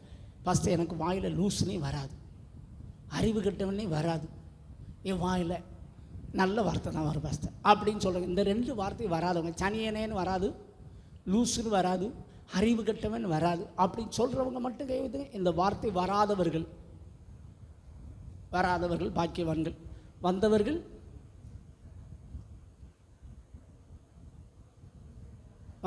எங்கே போவீர்கள்? இதில் கொடுமை என்ன தெரியுமா? நம்ம பெரிய பெரிய பாவத்தை தான் பெருசாக பார்க்குறோம், சின்ன பாவத்தை பெருசாகவே என்ன செய்கிறதில்ல, பார்க்குறதில்ல. சரிதானா? சாத்தா ரொம்ப தந்திரசாலி. சாத்தா எப்படிப்பட்டாலே கொலை செஞ்சேன்னா பெருசாக பார்த்துருவோம், விபச்சாரம் பண்ணால் பெருசாக பார்த்துருவோம், இப்படி வார்த்தை பேசுகிறது பெருசாகவே என்ன செய்கிறதில்ல. ஆனால் சின்ன சின்ன ஓட்டைகள் தான் மிகப்பெரிய வீழ்ச்சிக்கு காரணமாக என்ன செய்யுது, மாறுது. உண்மையா இல்லையா? ஒரு அணை உடையுது அப்படின்னா அதுக்கு காரணம் என்ன தெரியுமா? உடனே பெரிய ஓட்டையெல்லாம் வராது. முதல்ல கீறல், 2வது ஓட்டை, 3வது அது பெரிய ஓட்டையை மாதிரி அது என்ன செஞ்சிடும் அணை. இப்போ உங்கள் வாழ்க்கையில் நீங்கள் செய்கிற சின்ன சின்ன பாவங்கள், இன்றைக்கி நம்ம ஆட்கள் வாயை திறந்தாலே, நான் ரோட்டில் போவேன், ஃப்ரெண்டுகள் பேசுகிறது கூட என்ன பேசுகிறாங்க தெரியுமா? ஏ லூசு இங்கே வா அப்படிங்காங்க. எதெடுத்தாலும் நம்ம ஆட்கள் வாயை திறந்து ஈஸியாக பேசுகிறாங்க. ஆனால் பைபிளில் என்ன போட்டிருக்கோன்னா, லூசுன்னு சொன்னால் எங்கே போவ, அறிவு கட்டவன்னு சொன்னால் எங்கே போவ, என் கூட பேசாத அப்படின்னு சொன்னால் எங்கே போவ. நம்ம ஆட்கள் அப்போ 2 மாதமாக பேசாமல் மூஞ்சி திருப்பி படுத்து கிடக்கிறானே, இவன் எங்கே போவான்னு நினைக்கிறீங்க? பரலோகம் போவான்னு நினைக்கிறீங்க? ஹலோ, தயவு செய்து சொல்கிறேன், மனம் திரும்புங்க. என்ன திரும்புங்க? ஒத்துக்கோங்க, ஆண்டவரை நான் இப்படி பேசுனது தப்பு, இப்படி பேசுனது இனி நான் பேச மாட்டேன், பேசாமல் இருக்க எனக்கு என்ன தாங்க, கிருபை தாங்க. கேளுங்க, கர்த்தர் தருவார். அல்லேலூயா. சரி, அடுத்து வாசிங்க பார்க்கலாம், தொடர்ந்து வாசிங்க. ஆகையால் வந்து ஆ ம் ஆ முன்பு உன் சகோதரனுடைய ஒப்புரவாகி பின்பு வந்து உன் காணிக்கையை செலுத்து. எதிராளி உன்னை நியாயாதிபதி, எதிராளினா சாத்தான் உன்னை தேவனிடத்தில் ஒப்புக்கொடாமலும் தேவன் உன்னை சேவகனிடத்தில் ஒப்புக்கொடாமலும் நீ சிறைச்சாலையிலும் வைக்கப்படாமலும் இருக்கும்படிக்கு நீ உன் எதிராளியோட வழியில் இருக்கும்போதே சீக்கிரமாய் அவனிடத்தில் நல்புறம் பொருந்தனா நான் செஞ்சது தப்பு தான் ஒத்துக்கிட்டேன் அப்படின்னு சொல்லி நீ ஒத்துக்கோ. கொடுக்காவிட்டால், அப்படி ஒத்துக்கொள்ளாவிட்டால் நீ ஒரு காசும் கொடுத்து தீர்க்க மட்டும் அவ்விடத்திலிருந்து புறப்பட மாட்டான் என்று மெய்யாகவே உனக்கு சொல்லுகிறேன். நல்லா கவனிங்க தேவ பிள்ளையே. இன்றைக்கி நிறைய பேர் முதல்ல ஆண்டவர் மார்க்கில் சொன்னது, நீ நின்று ஜெபம் பண்ணும்போது யாராவது உனக்கு விரோதமாக தீமை செஞ்சுருந்தா நான் மனப்பூர்வமாக இயேசுவின் நாமத்தில் அவர்களை மன்னிக்கிறேன் அப்படின்னு சொல்லிட்டு ஜெபம் பண்ணேன்னா நான் உன் ஜெபத்தை கேட்பேன்னு சொல்கிறார். இங்கே கர்த்தர் சொல்கிறாரு ஒப்புரவாகுதல். ஒன் நிமித்தமாக யாராவது பாதிக்கப்பட்டிருந்தால், அதாவது நீ பேசின வார்த்தையினால் உன் கணவனாரோ உன் மனைவியோ சரியாக மூஞ்சி கொடுத்து பேச மாட்டாங்க. பார்த்துருக்கீங்கன்னா பேசுவாங்க ஆனால் சரியாக பேச மாட்டாங்க. நமக்கு தெரியும் நம்ம பேசுகிறதுனால தான் அவங்க ஃப்ரீயாக ஷேர் பண்ண மாட்டேங்காங்க, ஃப்ரீயாக பேச மாட்டேங்க அப்படின்னு நமக்கு தெரியும். நம்ம பேசின ஒரு வார்த்தை அவங்கள ரொம்ப என்ன செஞ்சிருச்சு, பாதிச்சிருச்சு. நம்ம செஞ்ச ஒரு காரியம் அவங்கள ரொம்ப பாதிச்சிருச்சு நமக்கு தெரியும். இப்படி தெரிந்தால் ஆண்டவர் சொல்கிறாரு, சபையில் வந்து காணிக்க போகிறதுக்கு முன்னாடி நீ அவங்ககிட்ட போய் என்ன கேளு, சாரி கேளு. சாரி அத்தை, சாரி மாமா, சாரி தம்பி, சாரி கணவனார், சாரி மனைவி அப்படின்னு நினைச்சி. உன் பிள்ளையாக இருந்தால் கூட சாரி கேட்கணும். ஏன் உன் பிள்ளை கூட உன்னால் என்ன செய்யப்பட்டிருக்கும், பாதிக்கப்பட்டிருக்கும். அவங்கள்ட்ட போய் என்ன கேட்கணும், சாரி கேட்கணும். சாரி கேட்டு ஒப்புரவானேன்னா உன் வாழ்க்கையில் வந்து எந்த சிறையிருப்பு என்ன செய்யாது, வராது. அப்படி நீ ஒப்புரவாகாவிட்டால் பிதாவாகிய தேவனிடத்தில் போய் சாத்தான் குற்றம் சாட்டி சபைக்கு போகிறானே இவன் என்ன தப்பு பண்ணான் பார்த்தீங்களா, அப்போ இவனை தூக்கி எங்கே கொடுங்க, சேவகன் இடத்துல கொடுங்க. சேவகன் எங்கே வைப்பான், சிறைச்சாலை வைப்பான். அப்படின்னா என்ன அர்த்தம்னா தலைவலி, கால்வலி, வீண் செலவு, ஆஸ்பத்திரி செலவு, ஆப்ரேஷன் மாற்றி மாற்றி மாற்றி வந்துக்கிட்டே இருக்கும். என்ன வந்துக்கிட்டு இருக்கோம், மாற்றி மாற்றி எதை வரும், ஆப்ரேஷன் செலவு வந்துக்கிட்டே இருக்கும், ஆஸ்பத்திரி செலவு வந்துக்கிட்டே இருக்கும். இதை தப்பை உணர்ந்து மனம் திரும்பிட்டா ஆஸ்பத்திரி செலவு வராது, இல்லைன்னா ஆஸ்பத்திரி செலவு வந்துக்கிட்டே இருக்கும். என்ன ஜோம் பண்ணாலும் சுகம் கிடைக்காது. உங்கள் பாஸ்டர் ஜோம் பண்ணலாம், யாரும் ஜோம் பண்ணலாம், ஏன் நீங்கள் கூட உருண்டு ஜோம் பண்ணலாம். ஆனால் மாற்றி மாற்றி மாற்றி வீண் செலவு வந்துக்கிட்டே இருக்கும். அதில் பைபிள் என்ன போட்டிருக்குன்னா, நீ ஒரு காசும் கொடுத்து தீர்க்க மாட்டோம்னா என்ன அர்த்தம்னா, சின்ன பாவம் செஞ்சால், இப்போ நம்ம கவர்மெண்ட் வந்து இந்த பாவம் செஞ்சால் 6 மாதம் சிறை தண்டனை, இந்த பாவம் செஞ்சால் 5 வருஷம் சிறை தண்டனை, இந்த வருஷம் செஞ்சால் 15 வருஷம் ஆயுள் தண்டனை, அதுக்கடுத்து இவ்வளோ ஃபைன் கட்டணும் அப்படின்னு சொல்லுவாங்க. பார்த்துருக்கீங்களா? அப்போ அந்த தண்டனைக்குரிய காரியத்தை நீ அடைந்தால் தான் நீ என்ன பெற முடியும், விடுதலை பெற முடியும். அப்போ இந்த உலகத்தில் கர்த்தர் வந்து ஒவ்வொரு காரியத்துக்கு பனிஷ்மெண்ட் வச்சுருக்காரு. நீ இந்த காலத்துக்குள்ளே நீ மனம் திரும்பிட்டேன்னா அந்த பனிஷ்மெண்ட் உனக்கு என்ன செய்யாது, கிடைக்காது. ஆனால் நீ ஒப்புரவாகாமல் நான் அவங்ககிட்டலாம் போய் சாரி இவங்கள்ட்டெல்லாம் போய் சாரி கேட்க மாட்டேன், என் ப்ரெஸ்டேஜ் என்ன குறையிறது, என் ப்ரெஸ்டேஜே. ஒரு சபைக்கு போயிருந்தேன். அந்த சபைக்கு போகும்போது பார்த்தீங்கன்னா ஆண்டவர் எனக்கு வெளிப்படுத்தின காரியங்களாக சொன்னேன். சொல்லி முடித்த உடனே அந்த சபையில் கர்த்தர் பேசினார், விடுதலை ஆக்கினார். இதை ஒரு ஃபேமிலி கவனித்தது. அந்த ஃபேமிலி என்னை தனியாக கூட்டு போய் எங்ககிட்ட என்ன குறை இருக்குது அதை கொஞ்சம் சொல்லுங்கள் அப்படின்னு. நான் என்றைக்குமே வந்து சில பணக்காரர்கள், சில வசதியான ஆட்கள்லாம் கொஞ்சம் சொல்கிறதுக்கு யோசிப்பது என்னுடைய வழக்கம். ஏன்னா நம்ம ஆட்கள் ஏற்றுக்கிட மாட்டாங்க. அப்போ நான் கேட்டேன், நான் எனக்கு கர்த்தர் சொல்கிறது சொல்லிடுவேன், ஆனால் நீங்கள் மனம் திரும்புறதுக்கு ரெடியா தான் இப்போ கேள்வி. மனம் திரும்புகிறேன் பஸ் அப்படின்னாங்க. அப்புறம் சொன்னேன், உங்கள் வீட்டுக்குள்ளே கணவனாற்ற நீங்கள் ஒப்புரவாகாமல் கசப்போடு என்ன செய்கிறீங்க இருக்கிறவங்க, உங்கள் மருமகளோடு இப்படி இருக்கிறீங்க, நீங்கள் மன்னிக்காதனால தான் கர்த்தர் உங்களை ஆசீர்வதிக்க முடியல, உங்கள் வாழ்க்கையில் எந்த முன்னேற்றமும் இல்லை அப்படின்னு சொன்னேன். அவங்க அதை ஒத்துக்கிட்டாங்க. அவங்க சொன்னாங்க, நானும் என் கணவனார் கல்யாணம் முடிச்சு 30 வருஷம் ஆச்சு பாஸ்டர், 33 வருஷம் ஆச்சு, ஒரு நாள் என் கணவனாட்ட நான் சாரி கேட்டது கிடையாது. ஒரு நாள் என்ன கேட்ட கிடையாது, என்ன கேட்ட கிடையாது. எங்களுக்கு ஜெபம் பண்ண வர்ற ஊழியர்கள்லாம் என்ன சொல்லுவாங்கன்னா, கர்த்தர் உன்னை அப்படி ஆசீர்வா, இப்படி ஆசீர்வா, அப்படி தான் தீர்க்க தரிசனம் சொல்லியிருக்காங்க. ஆனால் நீங்கள் ஒரு ஆள் தான் வந்து என்ன குறை இருக்குன்னு என்ன செஞ்சுருக்கீங்க, சொல்லியிருக்கீங்க. நான் இப்பொழுது என் கணவனாட்ட மன்னிப்பு கேட்டேன், என் மருமகள்கிட்ட மன்னிப்புட்டேன், என் மகன்கிட்ட மன்னிப்பு கேட்டேன். மன்னிப்பு கேட்டோடனே உண்மையாக சொல்கிறேன் பாஸ்டர், என் உள்ளத்தில் ஒரு பெரிய சந்தோஷத்தை நான் உணர்கிறேன். இது வரைக்கும் நான் உணர்ந்தது, நான் ஒரு விடுதலை என்ன செய்கிறேன், உணர்கிறேன். நல்லா கவனிச்சுக்க தேவ பிள்ளைங்க, உன் வாழ்க்கையில் நீ ஆசீர்வதிக்கப்படணும்னு நினச்சேன்னா கிறிஸ்துவ வாழ்க்கையின் அஸ்திபாரம் 2. 1, மன்னிக்க ரெடியாக இருக்கணும். சாகு வரைக்கும் நீ ஒரு கேள்வி கேட்கலாம், நான் எத்தனை முறை மன்னிக்கிறது பாஸ்டர்? ஆண்டவர் அங்கே சொல்கிறார் தப்பிதங்களை அப்படின்னு போட்டுருக்கு. முதல்ல குறையில ஸ்டார்ட் பண்ணி, ரெண்டாவது என்னது தப்பிதம் அப்படிங்கிறார். தப்பிதம் என்ன தெரியுமா? தெரிஞ்சே செய்கிறது. எப்படி செய்கிறது? நீங்கள் சொல்லலாம், பாஸ்டர் தெரிஞ்சே தப்பு பண்ணுறாங்க. தெரிஞ்சு எத்தனை தடவை பேதர் கேட்குறான், என் சகோதரன் தப்பு பண்ண எத்தனை முறை மன்னிக்கிறது? மத்திய 18:19 வாசித்து பார்த்தீங்கன்னா 7 முறை மன்னிச்சா போதுமா? ஆண்டவர் சொல்ல 7:70ங்க. இதை வேத ஆராய்ச்சியில் சொல்லுங்க, முடிவே கிடையாது. நம்ம வாழ போகிறது கொஞ்ச நாள், வாழ போகிறது இன்னும் எத்தனை நாள் நம்ம இருப்போம்னு தெரியல. பார்க்குற சகோதரனை மன்னிங்க. உங்களால் யாராவது பாதிக்கப்பட்டு அவங்கள சாரி கேளுங்க. அப்படின்னா தான் நீங்கள் எங்கே போவீங்க? பரலோகத்துக்கு போய். இந்த பூமியில் தேவ பிரசன்னத்தை நீ உணரணும், தேவன் உன்னோடு பேசுகிறத கேட்கணும், தேவனுடைய வல்லமையை நீ அனுபவிக்கணும், கர்த்தர் உன்னை பயன்படுத்தணும்னு நினச்சேன்னா உன் வாழ்க்கையில் அஸ்திபாரம் 2. 1 மன்னிப்பு, இன்னொன்று ஒப்புரவாக்குதல். இது 2 நீ சரி பண்ணான்னா உனக்கு வியாதி வந்துக்கிட்டே இருக்கும். தலைவலி வரும், கால்வலி வரும், மேல்வலி வரும், வீட்டில் ஆப்ரேஷன் வரும், வீண் செலவு வரும். நீ என்ன பண்ணாலும் நடக்க மாற்றம். அதனால் உங்களால் யாராவது, நீங்கள் ஒருவேளை சொல்லலாம், பாஸ்டர் என் கூட சண்டை போட்டுட்டு எங்கள் அண்ணன் ஃபேமிலி அவங்க வெளியூர் போயிட்டாங்க, கிட்டத்தட்ட 10 வருஷம் ஆச்சு பாஸ்டர் அப்படின்னு உங்களால் தான் அவங்க பாதிக்கப்பட்டிருக்காங்க அப்படின்னு தெரிந்தால், நீங்கள் நேரில் பார்க்கும்போதோ அல்லது ஃபோன்லையோ சாரி கேட்பேன்னு இங்கே இயேசுவுக்கு வாக்குறுதி கொடுக்கணும். யாருக்கு வாக்குறுதி கொடுக்கணும்?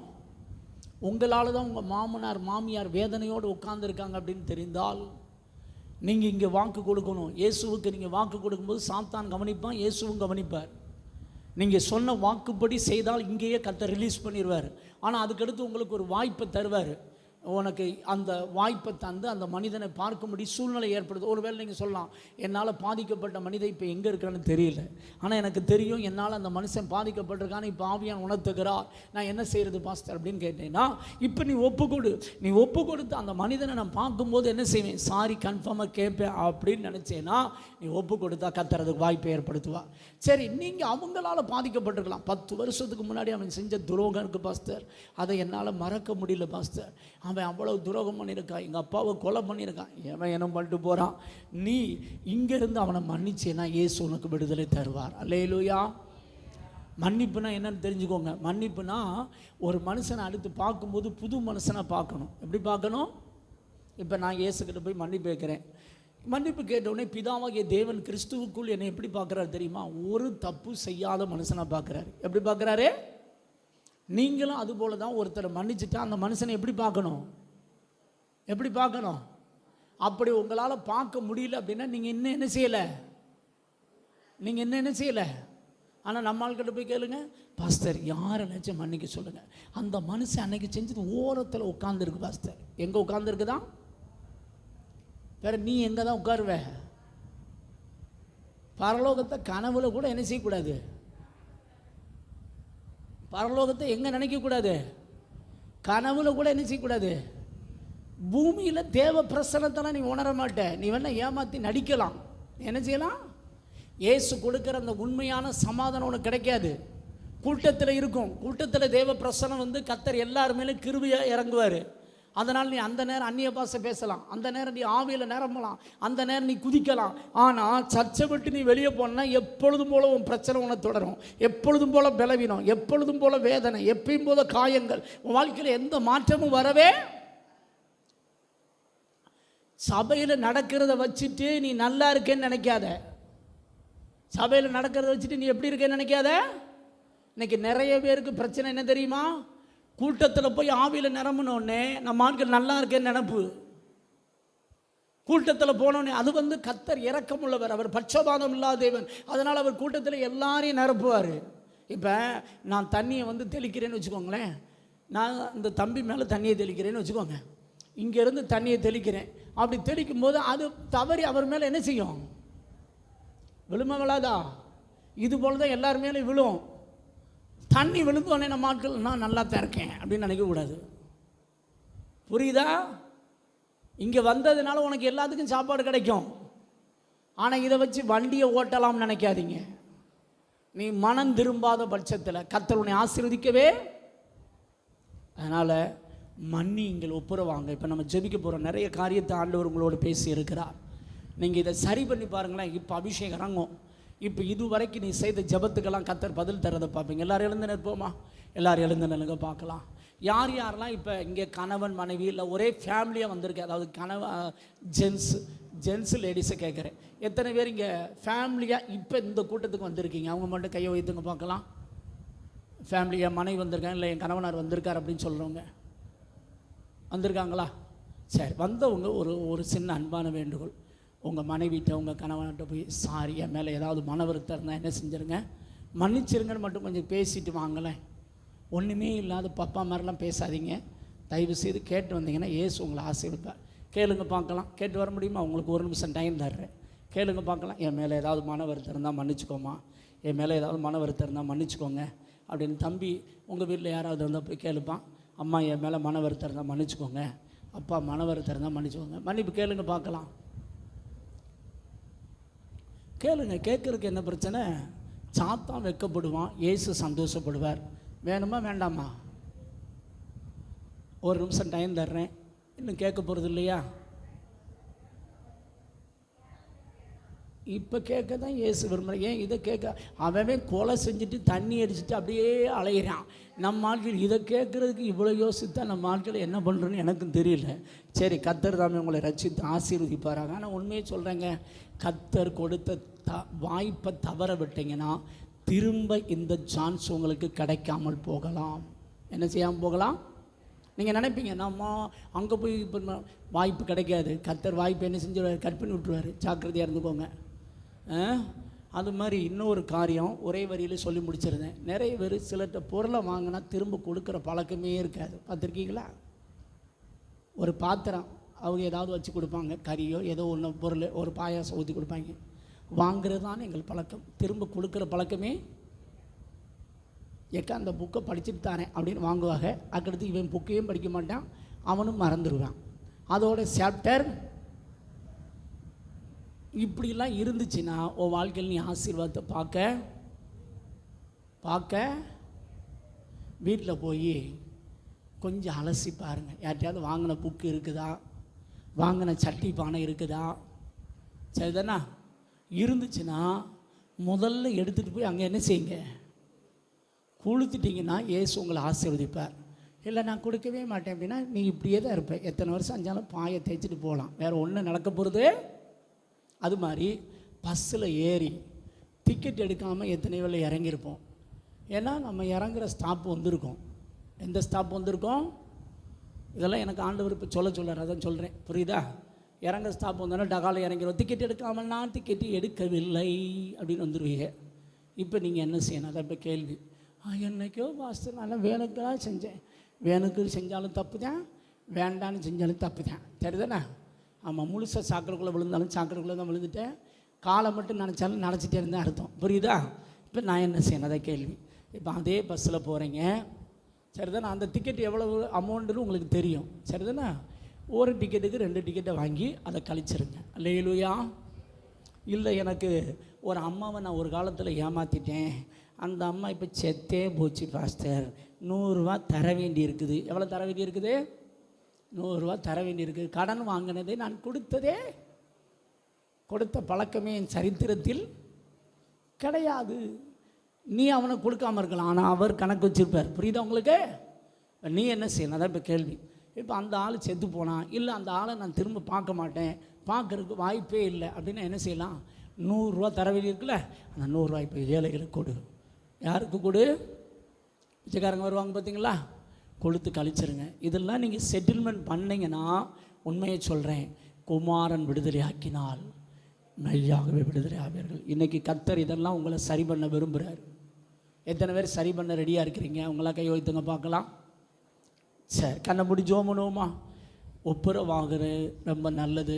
வீட்டில் இருக்கிறவங்க இங்கே இருந்தீங்கன்னா இப்போயே சாரி கேட்டிங்கன்னா உண்மையை சொல்கிறேன், நீங்கள் அதிகமாக தேவ பிரசன்ஸை உணர்வீங்க.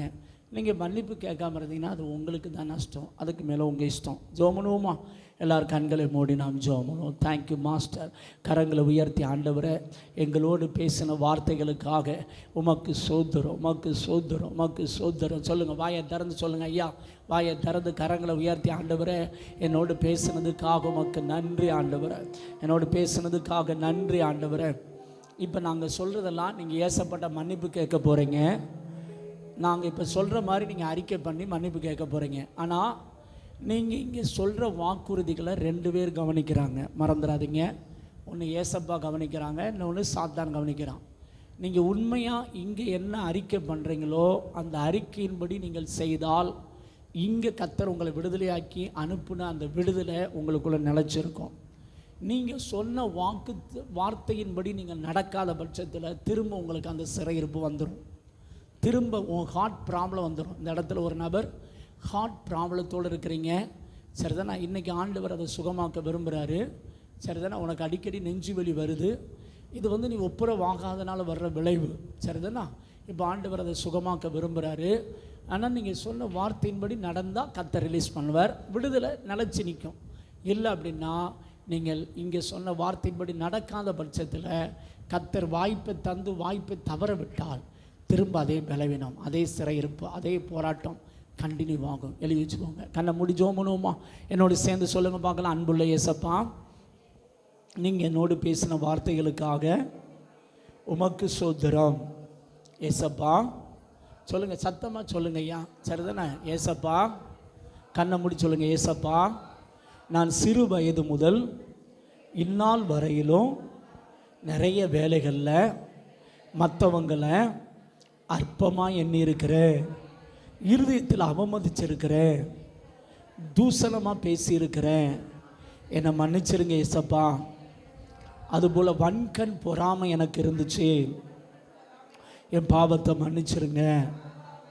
இனிமேல் நான் அப்படி இருக்க மாட்டேன் ஏசப்பா. உம்முடைய வேதத்தை மறந்துருக்கிறேன், வேதத்தை வாசித்து தியானிக்காமல் இருந்த பாவத்தை மன்னிங்க ஏசப்பா. எங்கள் வீட்டை சுத்தமாக வைக்காமல் இருந்த பாவத்தை மன்னிங்க. நான் இன்று முதல் என் உள்ளமாகிய பாளையத்தையும் என் வீடாகிய பாளையத்தையும் சுத்தமாய் வைத்துக்கொள்ள என்னை ஒப்பு கொடுக்கிறேன் ஏசப்பா.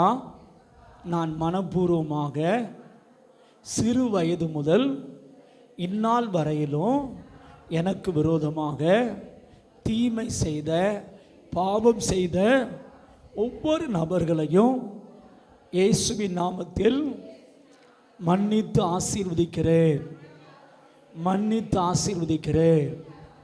ஏசப்பா.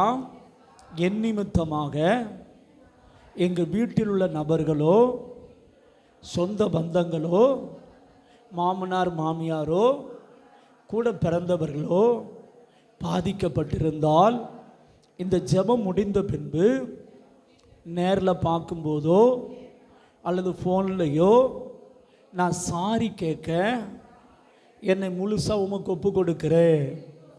என்னை தயவாய் மன்னிங்க. என்னை மன்னித்ததுக்காக உமக்கு நன்றி ஏசப்பா. இப்போ உங்களுக்கு கர்த்தர் டைம் தர சொல்கிறாரு. இப்போ உங்களுக்கு டைம் தர்றேன்.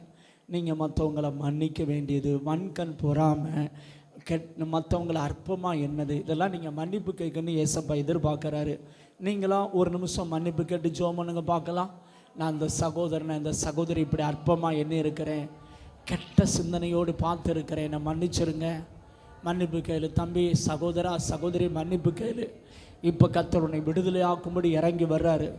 வாயை திறந்து மன்னிப்பு கேளுங்க. ஏசப்பா, கெட்ட சிந்தனையினால சிந்தித்து இருக்கிறேன், அற்பமாக எண்ணி இருக்கிறேன், தூஷணமாக பேசியிருக்கிறேன், என்னை மன்னிச்சிருங்க. வாயை திறந்து மன்னிப்பு கேளுங்க. யாரை குறித்து அற்பமாக எண்ணங்களை பேசுங்க.